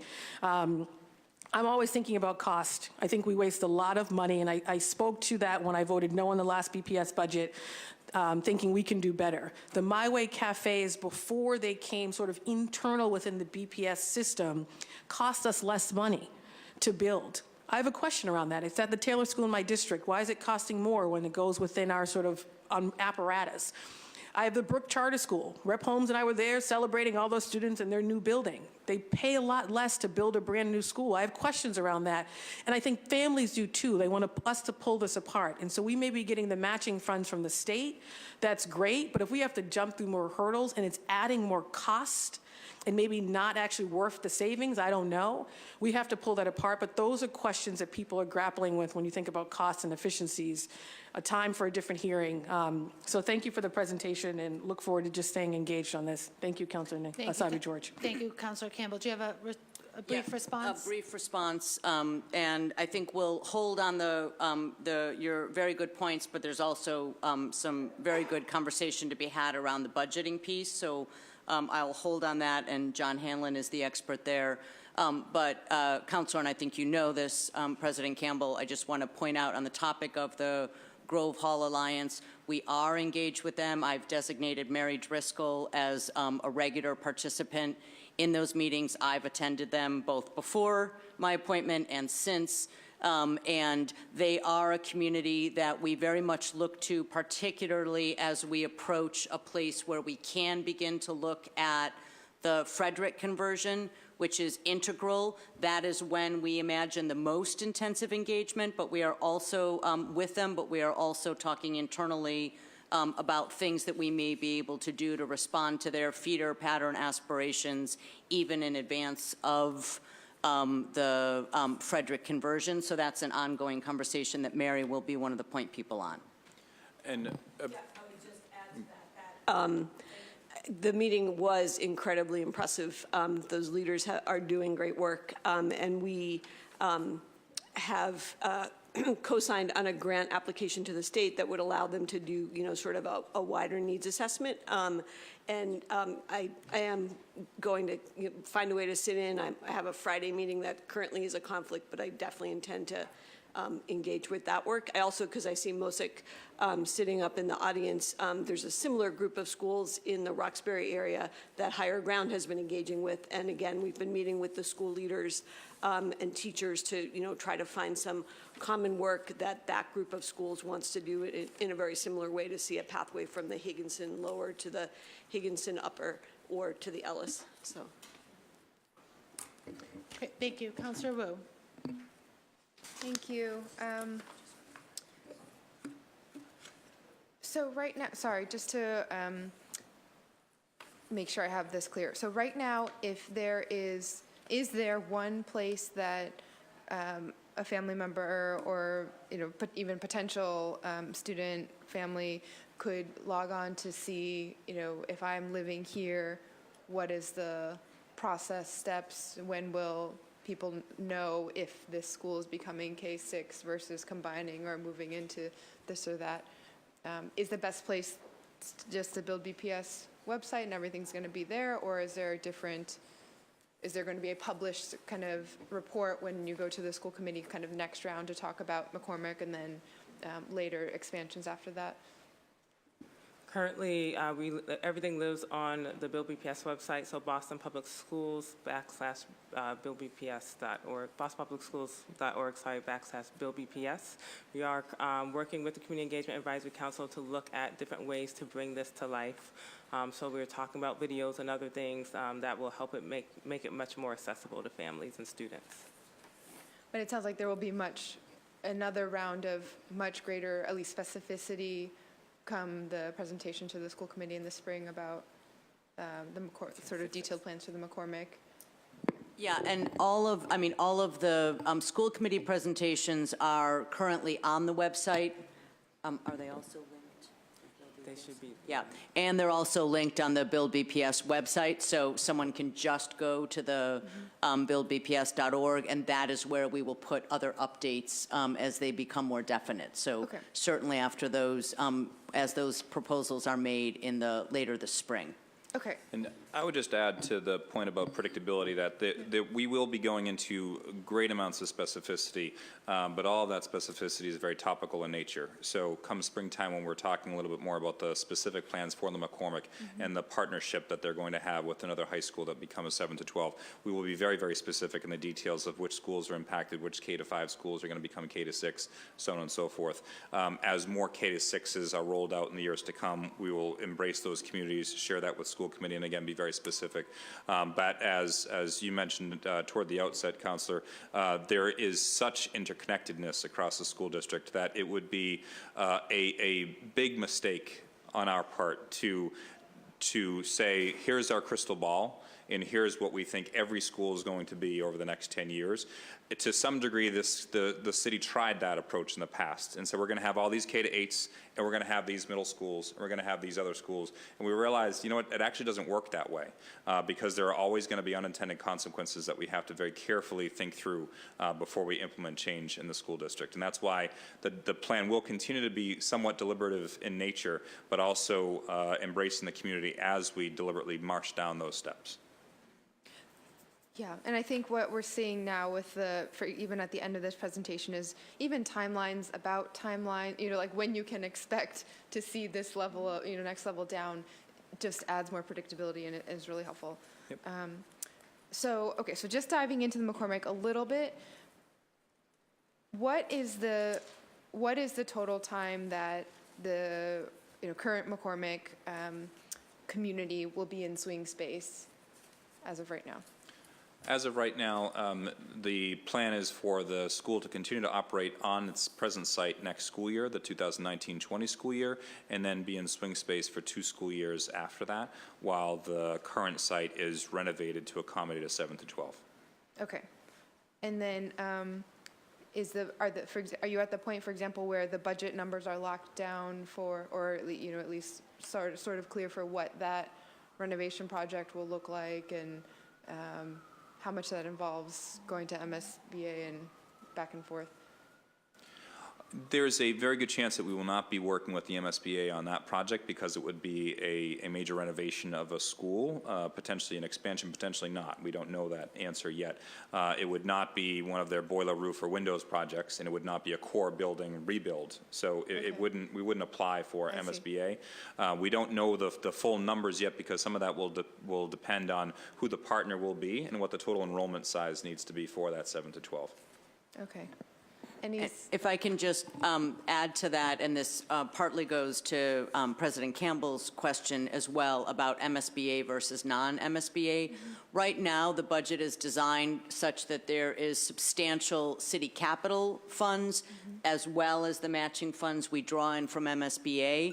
And the reason is that some projects will not fit within the MSBA scope, and the Mccormick, as John just gave, is a good example, but we want to move them quickly. They can be funded solely on city capital dollars, whereas the new builds and others that fit the MSBA, I agree we should continue to have a conversation about choices and trade-offs. MSBA projects take longer, absolutely, even though they leverage money, but we have set up the long-term budget plans such that we can do the quicker projects solely out of city capital if that allows them to move forward in a more expedient way. Sorry. Okay, so I know my time is up. So last follow-up is because, so then if it's entirely out of city capital, what is the current allocated amount for that project? We're still working with the Office of Budget Management in City Hall to determine the full capital plan related to the McCormick project right now. But again, when the capital plan starts to get further along, we'll be able to share that with City Council and School Committee at that time as well. Okay, it will come out of this salmon color? Okay, all right, Yes. thank you. Thank you, Councilor Wu. Just a follow-up question regarding the timeline. You know, I know 10 years, it's hard to sort of predict all of those 10 years, and we've identified 4 renovations that are currently underway, 5 potentially in the pipeline.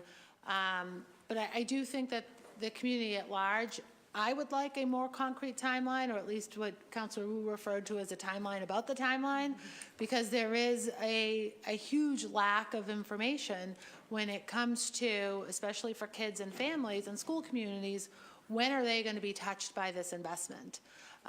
So I don't know if there's, you know, additional information that maybe Nate could give on what, you know, if you could re-articulate what the 4 projects are that are underway and where we think, you know, where does West Roxbury High School campus fit into all of this? Just some information about what's upcoming. So I think the first part of the timeline about the timeline, the major projects, John has already referenced the MSBA core projects. The core projects are those projects that would either be brand new buildings or major expansions of existing buildings. The plan timeline for that is once we have submitted a school for the MSBA process, which kicks off, the application process is open now through April for the core projects. Those projects take somewhere between 5 to 7 years to complete.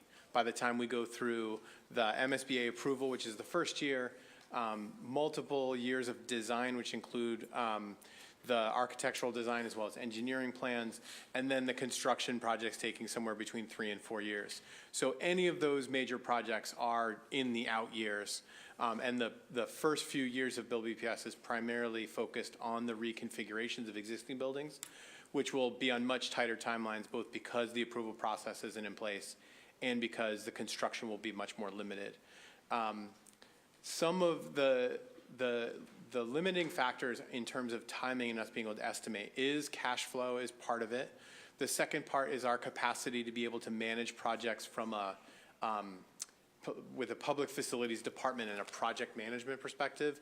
The third is our ability to manage the change and ensure enrollment flow and ease the transition for students. So in the case, if we take the Frederick, for example, the Lilla Frederick is an elementary school, a middle school in Grove Hall. There is going to be a community engagement process where we discuss the future use of it is either a K-6 or a 7 to 12. The limiting factor in the Lilla Frederick is not the facility because it's one of our most recently built buildings. It'll take probably a summer to convert either direction. The limiting factor is our ability to modify the programming and the grade configuration of the area schools. And that is a difficult thing to predict because it requires collaboration and communication with the school communities. And so it's working with the Grove Hall Alliance that Councillor Campbell has already mentioned, and then we can start to lay it out. What we're working to do is to try and sequence the community conversations with the middle schools. Then once we get a sense for the path forward for each middle school with the community, whether it's going to be a K-6, 7-12, part of a K-8, or 9-12, once we get that, then we can start to sequence out. And then in some ways, it's a lot easier for us to put a timeline together. And so we're going to be working to lay out the timeline of the conversations for that. So I guess it's frustrating to hear that we're talking about planning to make a timeline about conversations as opposed to making sure that our kids are going to have access to renovated or rebuilt or new schools. That's just frustrating to hear. And when this timeline right now for the application process to the MSBA, are we working on an application for the West Roxbury High campus right now if the deadline is April? We know West Roxbury High is closing, so is that application going in so we can kick off that 5 to 7 year timeline? in the case of the West Roxbury Education Complex, the first conversation we need to have with the community is the future use of that. We have talked about a commitment to explore 712 at that site, but we didn't want to begin the process with the MSBA. The other piece of it is that part of the MSBA process is for us to go in and say, what will the program be for that site? So we want to have a conversation with the community around what is the programming, the difference between, you can imagine just a traditional high school, which is currently housed there, and a vocational school if we were to build on that site. The programming needs and the requests that would go to the MSBA. Well, I do have a vocational school that we could talk about making reinvestments in. It already exists. It's called Madison Park Technical Vocational High School. So when is the next application? I don't mean to be fresh. It's just frustrating to hear this, the BuildBPS conversation has been ongoing for so long. We knew at the end of last summer that West Roxbury High campus was closing. Mm-hmm. We started those conversations with the community that were very difficult with those school communities and continue to be difficult. And so to know that we're not yet at a point where we've even begun that process of rebuilding a high school campus, a Boston public high school campus, mm-hmm. out there, it's frustrating to hear. When is the next application period for MSBA after this one closes? Councilor, if I may, just to clarify a few things. First off, as a brief comment on Madison Park, since you mentioned that, it's worth noting that the school district has invested and is continuing to invest many millions of dollars into Madison Park related to the welding shop, new locker rooms, new high-voltage electrical lines that power the building, and many other serious investments. That school is receiving much more in the way of renovations than typical BPS schools have or will receive in the next several years. I want to make sure that that's very, very clear. Second, as far as the timeline for this particular project you're referencing related to the West Roxbury Education Complex, the timeline for MSBA proposals for a core program is April 15th. That's the submission deadline, as Nate Cooter mentioned. It's worth noting, though, that right now we have 4 projects in the pipeline with MSBA. Typically, they would never allow a school district to have more than one. So yes, we are considering potentially adding to that list with the April 15th submission, although it's not clear yet what that submission might be. However, it's very important to note that the MSBA likely will have some challenges if they were to award a 5th concurrent project related to the core program, and knowing that they typically would not allow a school district to have more than one at a time. That said, Nate brings up an extremely good point, which is right now our concerns related to the West Roxbury Education Complex are much, much more about the placement for the students coming from that school complex and where they're going to be and how we can make sure that they're reasonably accommodated going forward. We would not have been able to begin this process back in the fall, nor could we have done that back in the early winter, because it would have been presumptuous to do that knowing that the school committee was not able to vote on the closure for that building until mid-December. That said, We do want to make sure that there's lengthy amounts of community engagement, both from a community writ large perspective, but also with our individual school communities to determine which school within the BPS portfolio would make for the best fit at that site. Could it be a 9 to 12? Could it be a 7 to 12? Could it be a vocational school? Could it be another type of school, preferably a high school?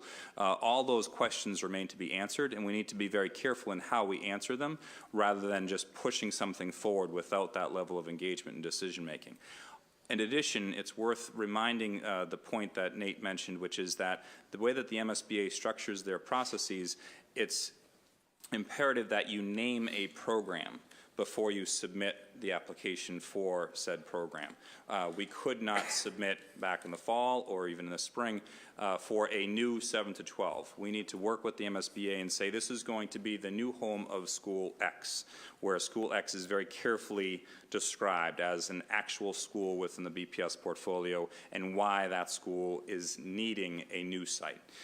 It's for all of those reasons that we likely will not be moving forward with the submission for that site come April 15th, although it's still something that we are considering as of right now. When is the next application? April 15th of the following year. So it's only once a year? It's so once a it'd be year for the core program, another yes, full because year. it's such a massive investment and not just of funds, but investment of resources from the state's perspective. The core program applications are received only on an annual basis. I do want to just take exception to the comment about we didn't want to be presumptuous prior to the school committee vote, because we did a lot of work prior to that vote with moving kids, meeting with kids and families prior to that vote. So I think that, and we're doing this work here today, we're talking about the future of the Mccormick, we're talking about those plans, we're talking about moving schools from K to 5 to K to 6 prior to a school committee vote. We're talking about spending prior to a city council vote. So I think that we have lots of presumptuous conversations because we do need to make these improvements for the benefit of the kids and the benefit of the district, but we do them prior to those votes. So I do want to take exception to waiting to follow protocol, because we don't do it. But Council, can I Yes, just? Mr. Gonsalvo, and then I'm going to go to my colleague. I want to piggyback on what John and Nate said to underscore how seriously we're taking the transparency piece around making sure we're having a thoughtful engagement process about what happens at the West Roxbury Educational Complex. I was at probably every single meeting with this team and with Laura, both meetings internally with students at West Roxbury Educational Complex, plus public meetings, plus former constituents and neighbors and friends who grabbed me on this, and all of them said the same thing, that whatever happens going forward, we want to make sure we have a voice, that there is a voice, that it's a Boston public school, that the students, you know, I heard so much from students saying that the students that go to this school, whenever it's reopened, look like the students that are there today. That we're really having a thoughtful process about what that school will look like and how we engage people's voices about what the new school will look like, and having really loud and clear a transparent engagement process around that. So I just want to say that again publicly, because that is something that we're taking very seriously, and I heard it loud and clear wearing this hat and former hats and being out in the neighborhood that folks, as interestingly, a majority of the students at the West Roxbury Educational Complex came from Rosendale, Hyde Park, and Mattapan. So folks really want to make sure that we get this one right. So to John's point, to be able to do this by April 15th would not have afforded us that time to get it right. Thank you. Councilor Flynn. Thank you. Thank you, Councilor. I had the opportunity recently to visit the Condon School with Councilor Flaherty and talk to some of the teachers and students there. It seems like they do need more room there. There's not enough space there, but the back of the Condon might be an opportunity to do some work eventually. Maybe we could have that conversation of possibly expanding the Condon. Would be a great science lab or a science building, but there is some room in the back of the Condon, so maybe down the road if we could have a conversation about that. I know that would be helpful to the students. The other comment I was going to ask, or question I was going to ask, is there any type of BuildBPS program that specifically tries to help schools that are located almost directly in BHA property, BHA housing? I have several in my district, such as the Condon or the Perkins or the Blackstone is close to the Cathedral and Villa Victoria. but just some type of program where we can make sure that those students, many of them from the housing developments, are also in great schools and have great access to public education. I think it's something, another way to look at an issue is through the eyes of some of these housing tenants as well. I think, Council, one thing I'd say on that is, and then I'll let the team talk, related to the Boston Housing Authority, which is a city agency, or other city agencies that have to have a voice in this. One of the things that we're doing more closely than ever as part of this process, and through the great work that Ellen McDonough from our team, who's Director of Governmental Relations, is having conversations with our city partners, whether it be the Boston Housing Authority, who Monica and John and I have sat down in meetings with to talk about student populations, or the BPDA as it relates to population trends around the city, or conversations with other agencies such as Public Works or Inspectional Services. All of our city agency partners are going to touch some aspect of BuildBPS. So it's a great question because we really are making a concerted effort of part of really the engagement plan, but also as being good sister agency partners within the city to make sure that we're communicating, to make sure that the moves that we're making are being based on data from other city agencies, like the Department of Neighborhood Development, for example, who we're talking to. So the BHA is definitely someone we have been sitting down and talking with. We understand the importance and the same constituents that they're serving are the constituents that we're serving, and how do our moves impact the people that they're serving as well. No, thank you. And my final question is, before I ask it, I do want to say thank you to the panelists for being here, but more importantly for your work over the many years. During the budget process that the City Council will soon take up, what could the City Council do to be helpful to you during that process? Is there anything specifically we can do during this period to be better advocates for public education for our students? Or are there certain things that are helpful to you for us to focus on so that we can help improve public education? Well, first of all, thank you for that offer. I think, you know, we've gotten from a number of community members in a number of communities the same question. I think the first thing that we are asking for is support for going to the state and asking for a revision of the state funding formulas. In particular, we need the state to fully fund the charter reimbursement. This was part of the original commitment for the charter school legislation that passed. The state has continuously underfunded that. That is money that will directly go to helping Boston and supporting our students. I think there is legislation that's been put forward around resolving reviewing the foundation budget, Chapter 70. And the Promise Act is one that I know Senator Sonia Chang-Diaz, along with several other members of the Boston delegation, have supported. I think that's something that we would look for you and your colleagues to help support, and certainly for those of you who've come out tonight to consider writing to both the governor and to other elected officials to make sure that your voice is heard in the state process. So that's a big place that we're looking for greater advocacy from everyone. So thank you for that. And Council, I just add to that, if there are constituency groups that we should be talking to, and Monica's team is doing amazing work around engagement. You saw the presentation on about how many community meetings, hundreds, literally, and that we've made the commitment to continue to engage as this process goes forward.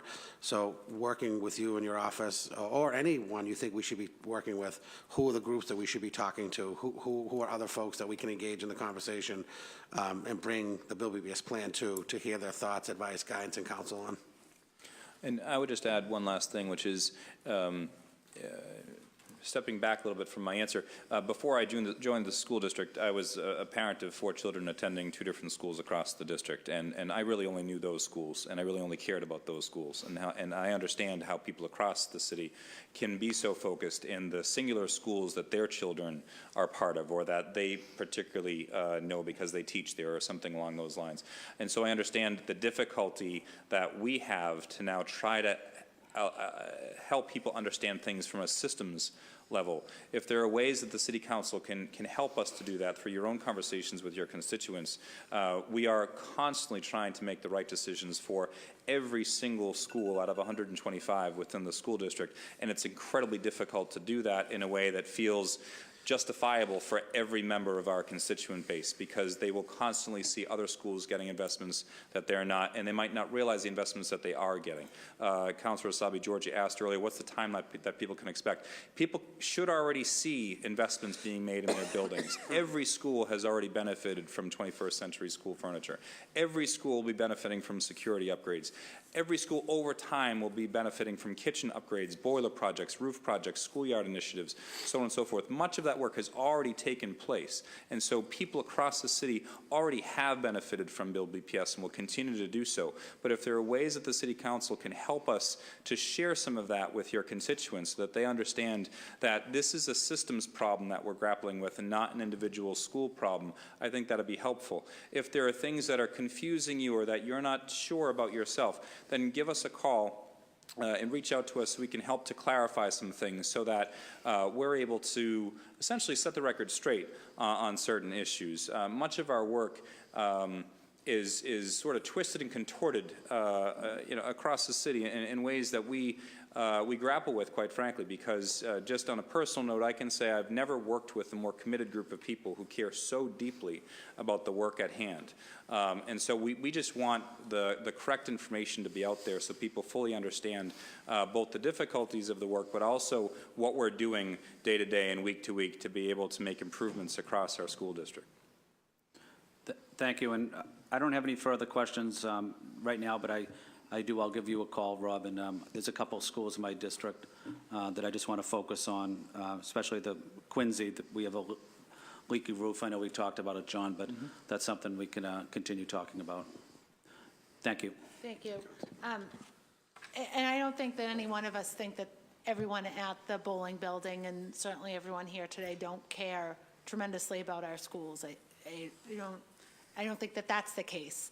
But I think, John, with your comments about like all of our schools are seeing work and why aren't I or other family members, BPS parents, seeing that as part of BuildBPS? I think because a lot of us have, and I'm sure that all of you have, especially if you're a current parent, that those are things that we should be doing. When I think about BuildBPS and I think about this $1 billion that we've celebrated as a significant investment in the district, which is something to be celebrated, I'm thinking about significant renovations. Schools should be safe. Locks should work. New boilers should happen. Windows and roofs, as needed, should be happening in our school districts. It's with BuildBPS that there's an expectation that we're making a real significant investment, not the things that we just should be doing. We should be going above and beyond. And that's where I see that investment. That's where I want to see that investment happening. And it does become frustrating when we're doing these sort of the smaller pieces that are important that we're taking out of that $1 billion investment to fix the roof or the window, things that we should be doing anyway. But West Roxbury Academy in particular, West Roxbury, that campus, I think really for a lot of us, this impact on the community by needing to close the school down because it was in such disrepair that I think anyone that's ever spent a minute on that campus saw the need for that building to be closed and likely knocked down and rebuilt. How do we prevent that happening from any of our building? And I get doing the investments going forward, but is there another school building? Is there a facility within our portfolio right now that we should be paying attention to in a year or two that we're going to again get this bad news that this school has to close because it's in such bad disrepair? Are there buildings, is it the Jackson Man, is it another school building that we need to be prepared for this really bad news in the near future? I'll answer that question in two ways. First, I want to make it very, very clear, that, and make no mistake, this will be the biggest investment in our school buildings that the city has seen in the last 40 years. So it may not seem very exciting to some because of the nature of the work, and I agree. The nature of some of this work is work that ought to be done anyway. But quite frankly, it's work that hasn't been done for many years, and that has led to the travesty that we had in the West Roxbury Education Complex. And so while I absolutely agree this is work that ought to be done, it's not work that has been done or has been prioritized prior to this point. We are very hopeful that through these investments, as unexciting as some of them might be, we'll be able to get ahead of some of the deferred maintenance that has unfortunately spelled sort of a death blow to some of our schools over the years. Excuse me. At the same time, we're going to be building new buildings. We're going to be taking on major expansions in ways that the city has not seen in 40 years. So I just want to make it clear that although there's a lot to be sort of overlooked, for example, from the somewhat boring, mundane bricks and mortar work that underpin much of what we're doing in BuildBPS, it is a major investment that the city, through Mayor Walsh, is making into our schools. That said, to your more specific question around what other buildings are out there, yes, the Jackson Man is on our radar. Yes, that is a building that that is struggling right now. It is not at the level of the West Roxbury Education Complex. We are taking many steps through our partners at ISD and Public Facilities to look at that school and other schools across the school district where we've had some difficulties. Councillor Flynn has mentioned the Quincy Elementary. We know that we have some struggles in that building as well. And we're going to try to take every building that we see problems with on a case-by-case basis to try to determine what is the absolute most prudent investment that we can make in those school communities, whether it's in the building in its current state or in a building in a future state, which would require much more major and intrusive work that would ultimately be more beneficial for school districts. But all of those decisions need to be made on a case-by-case basis.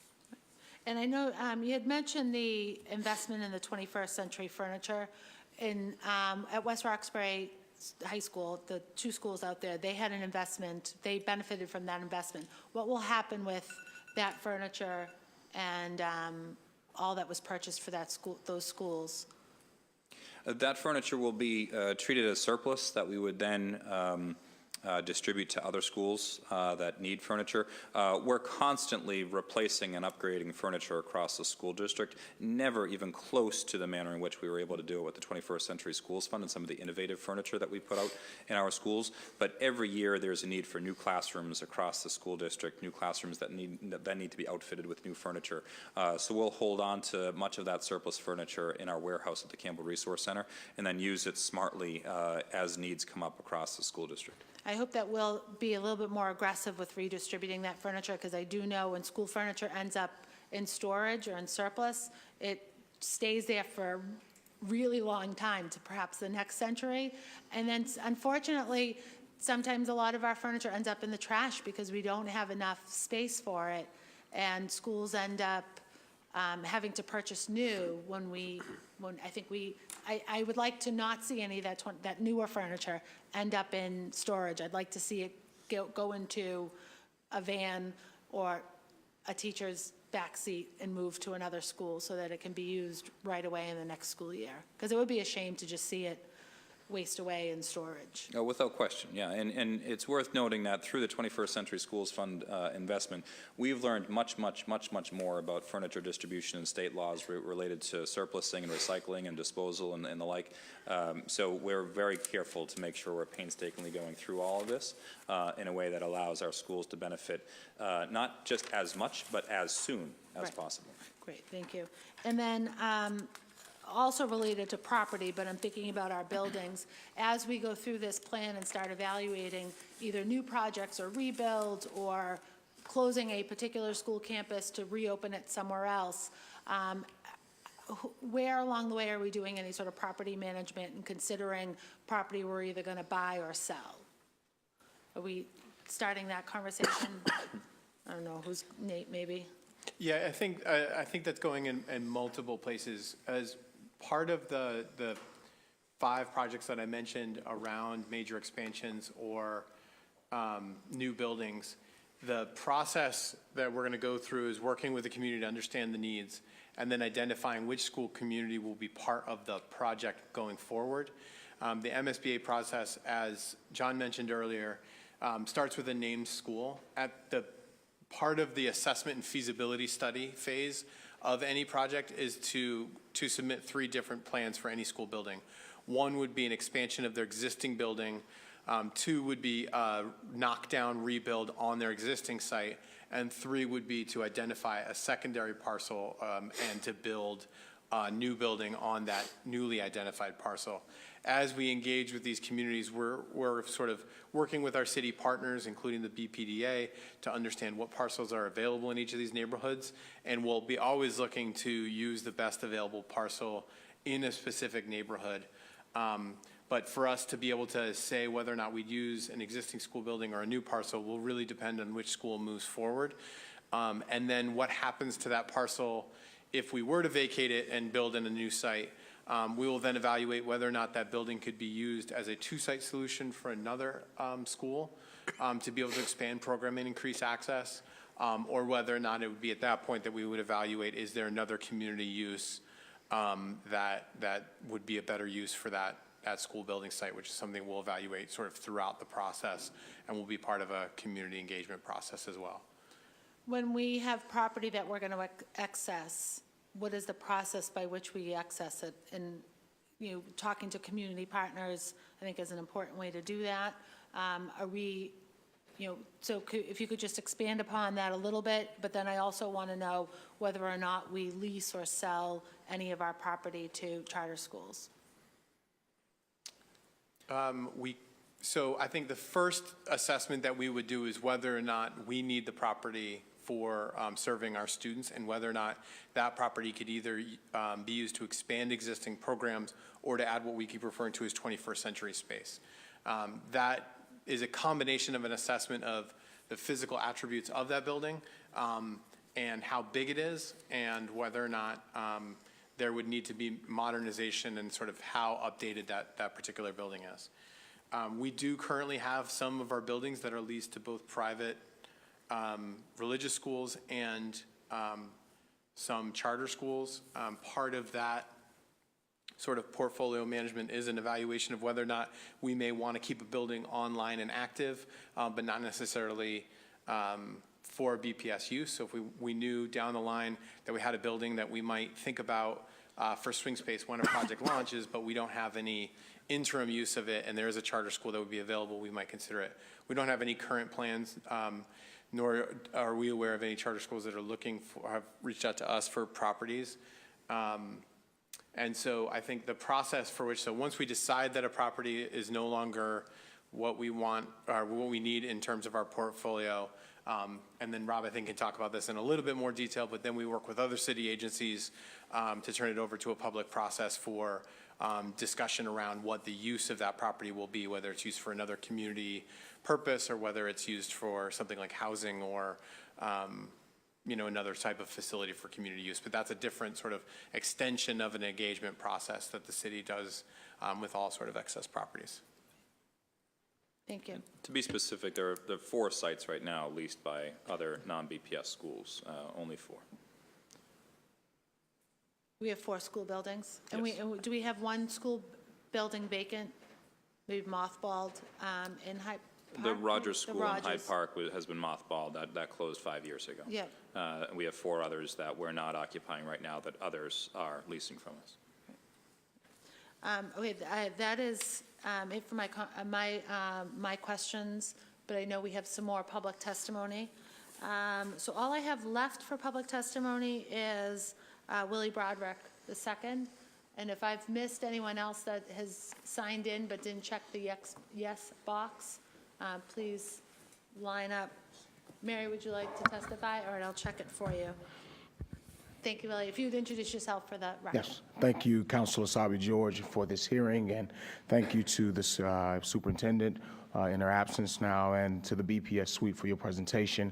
My name is Reverend Willie Broderick II. I serve as the associate pastor of the historic 12th Baptist Church, but also serve as the chairperson of the Boston Network for Black Student Achievement, and I am a proud Roxbury resident. Last November, the Boston Network for Black Student Achievement and 11 other community organizations spelled out what was missing from the BuildBPS plan that the BPS administration published. We said in our statement that this plan was billed to the community as a long-term and comprehensive plan. BPS and BuildBPS to date is neither long-term nor comprehensive. It lacks a critical aspect that would allow students, families, communities, and even our educators to understand what the clear direction of the district is going and the vision that it has for our schools. The plan lacks the following. It lacks a clear and transparent 10-year timetable for the facility maintenance, relocations, construction, and closure of schools. It lacks an analysis to determine if the plans are equitable by race, socioeconomic status, neighborhood and disability, and linguistic groups. It lacks an impact analysis to understand the effects on current and future students, families, and neighborhoods throughout all of our city. It also lacks a financial report including estimated costs for the rebuilds and relocations, maintenance, program expansion, swing space, and et cetera, and the educational plan regarding programs, grade configurations, extended learning time, student assignments, and so much more. In short, the plan does little to answer the questions that we've been asking as community members and advocates. What are the long-term plans of the schools for the children in our community and the children across the city? And how will the recommendations affect the current students in our schools right now? We said that the plan as written punishes schools with a highly vulnerable population, and it also creates division by forcing schools to compete against one another for new builds and for renovated plans. And this plan right now does nothing to address the burning issue of variable quality across our district. And for me, the opportunity and achievement gap is a top priority for all of our children in BPS. And more importantly, the plan does active harm to the 1,091 students at the Mccormick, Urban Science Academy, and West Roxbury High School, all who are slated for closure over the next year and a half. Since that statement was written, the school committee has voted to shut down Urban Science Academy and West Roxbury High Schools and scatter most of those young people across the system with little regard to how they wanted to complete their education experience and high school careers, which many of them testified at school committee saying they wanted to stay together. We as a community and the 11 organizations come together to say that this is a tragedy. It is a travesty. And it goes directly against the stated policy of the school committee, which says that they're trying to close the opportunity and achievement gaps in our district.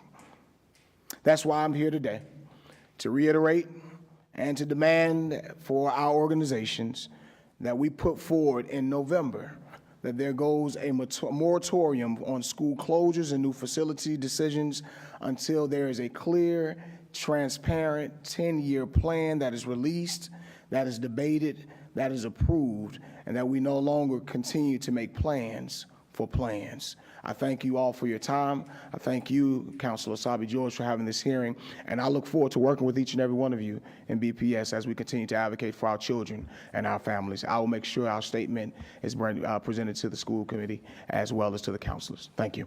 Thank you. Next, we have Mary Battenfeld.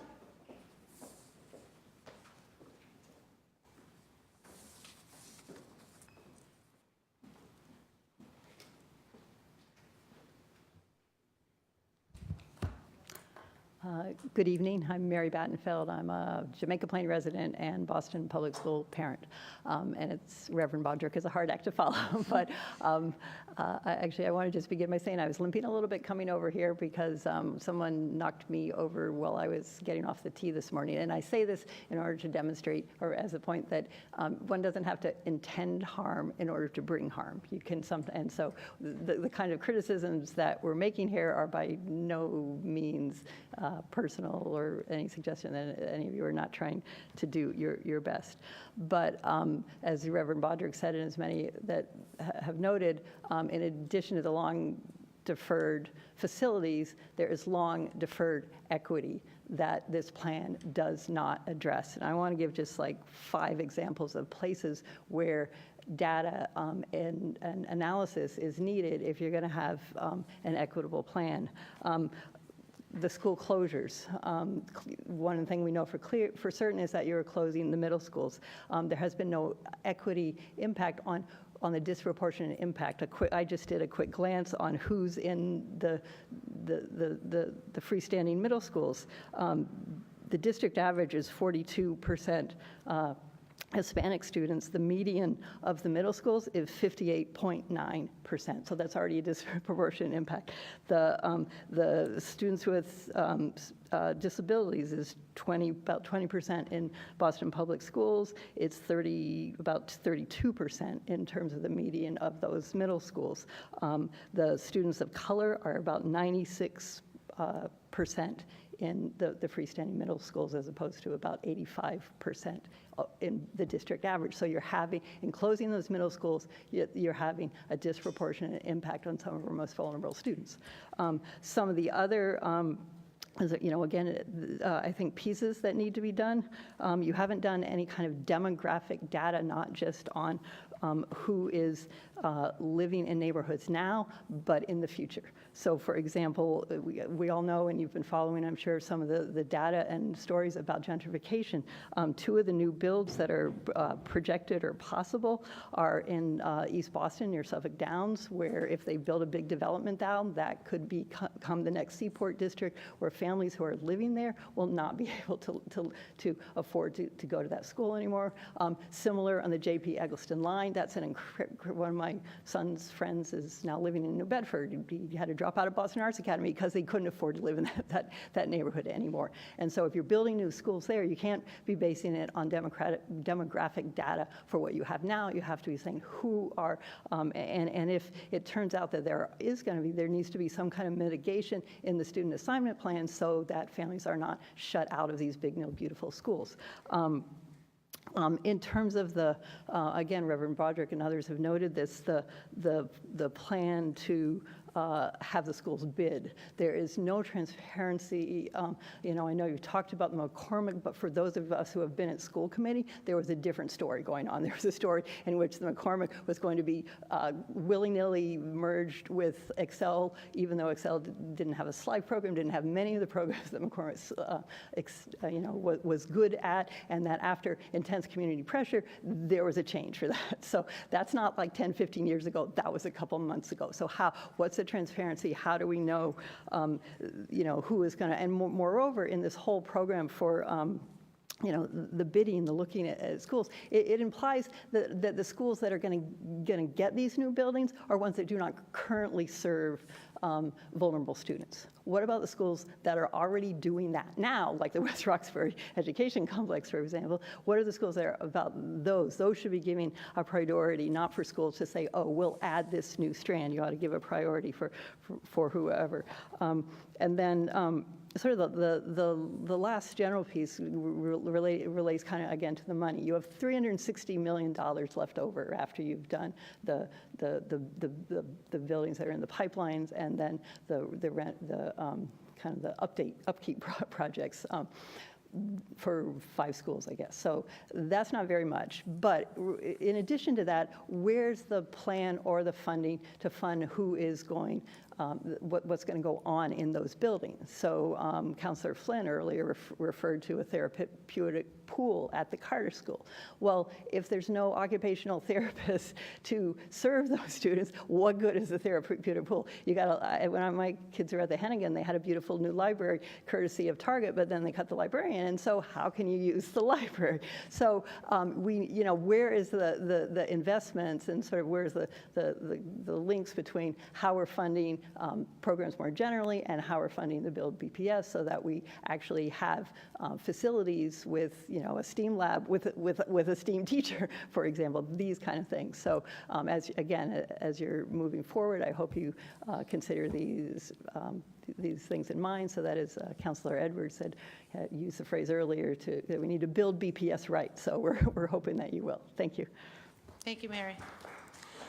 Well, thank you all for being here. I do, and I appreciate the superintendent's attendance as well, and all of you, because I know you've played a very active role in this work to date, and know that it's been a number of community meetings And I appreciate all of that, especially the Friday night community meetings that happened in the fall.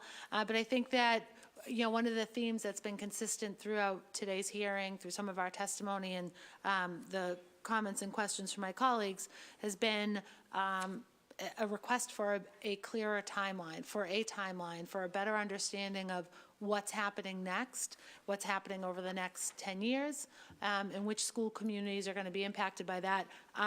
You have said this a number of times, and I'm going to say it again because I think it's important to continue talking about the importance that Madison Park plays in our school portfolio as part of our assets and the investment, the significant investment that they need to improve their game and to improve the quality of education that they're providing their students.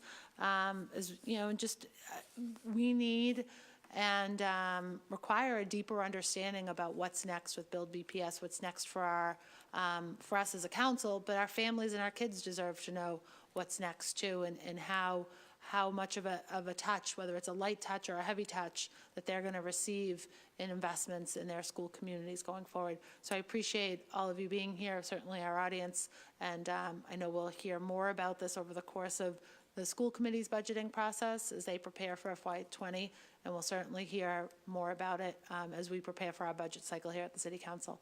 Thank you all. This meeting is adjourned.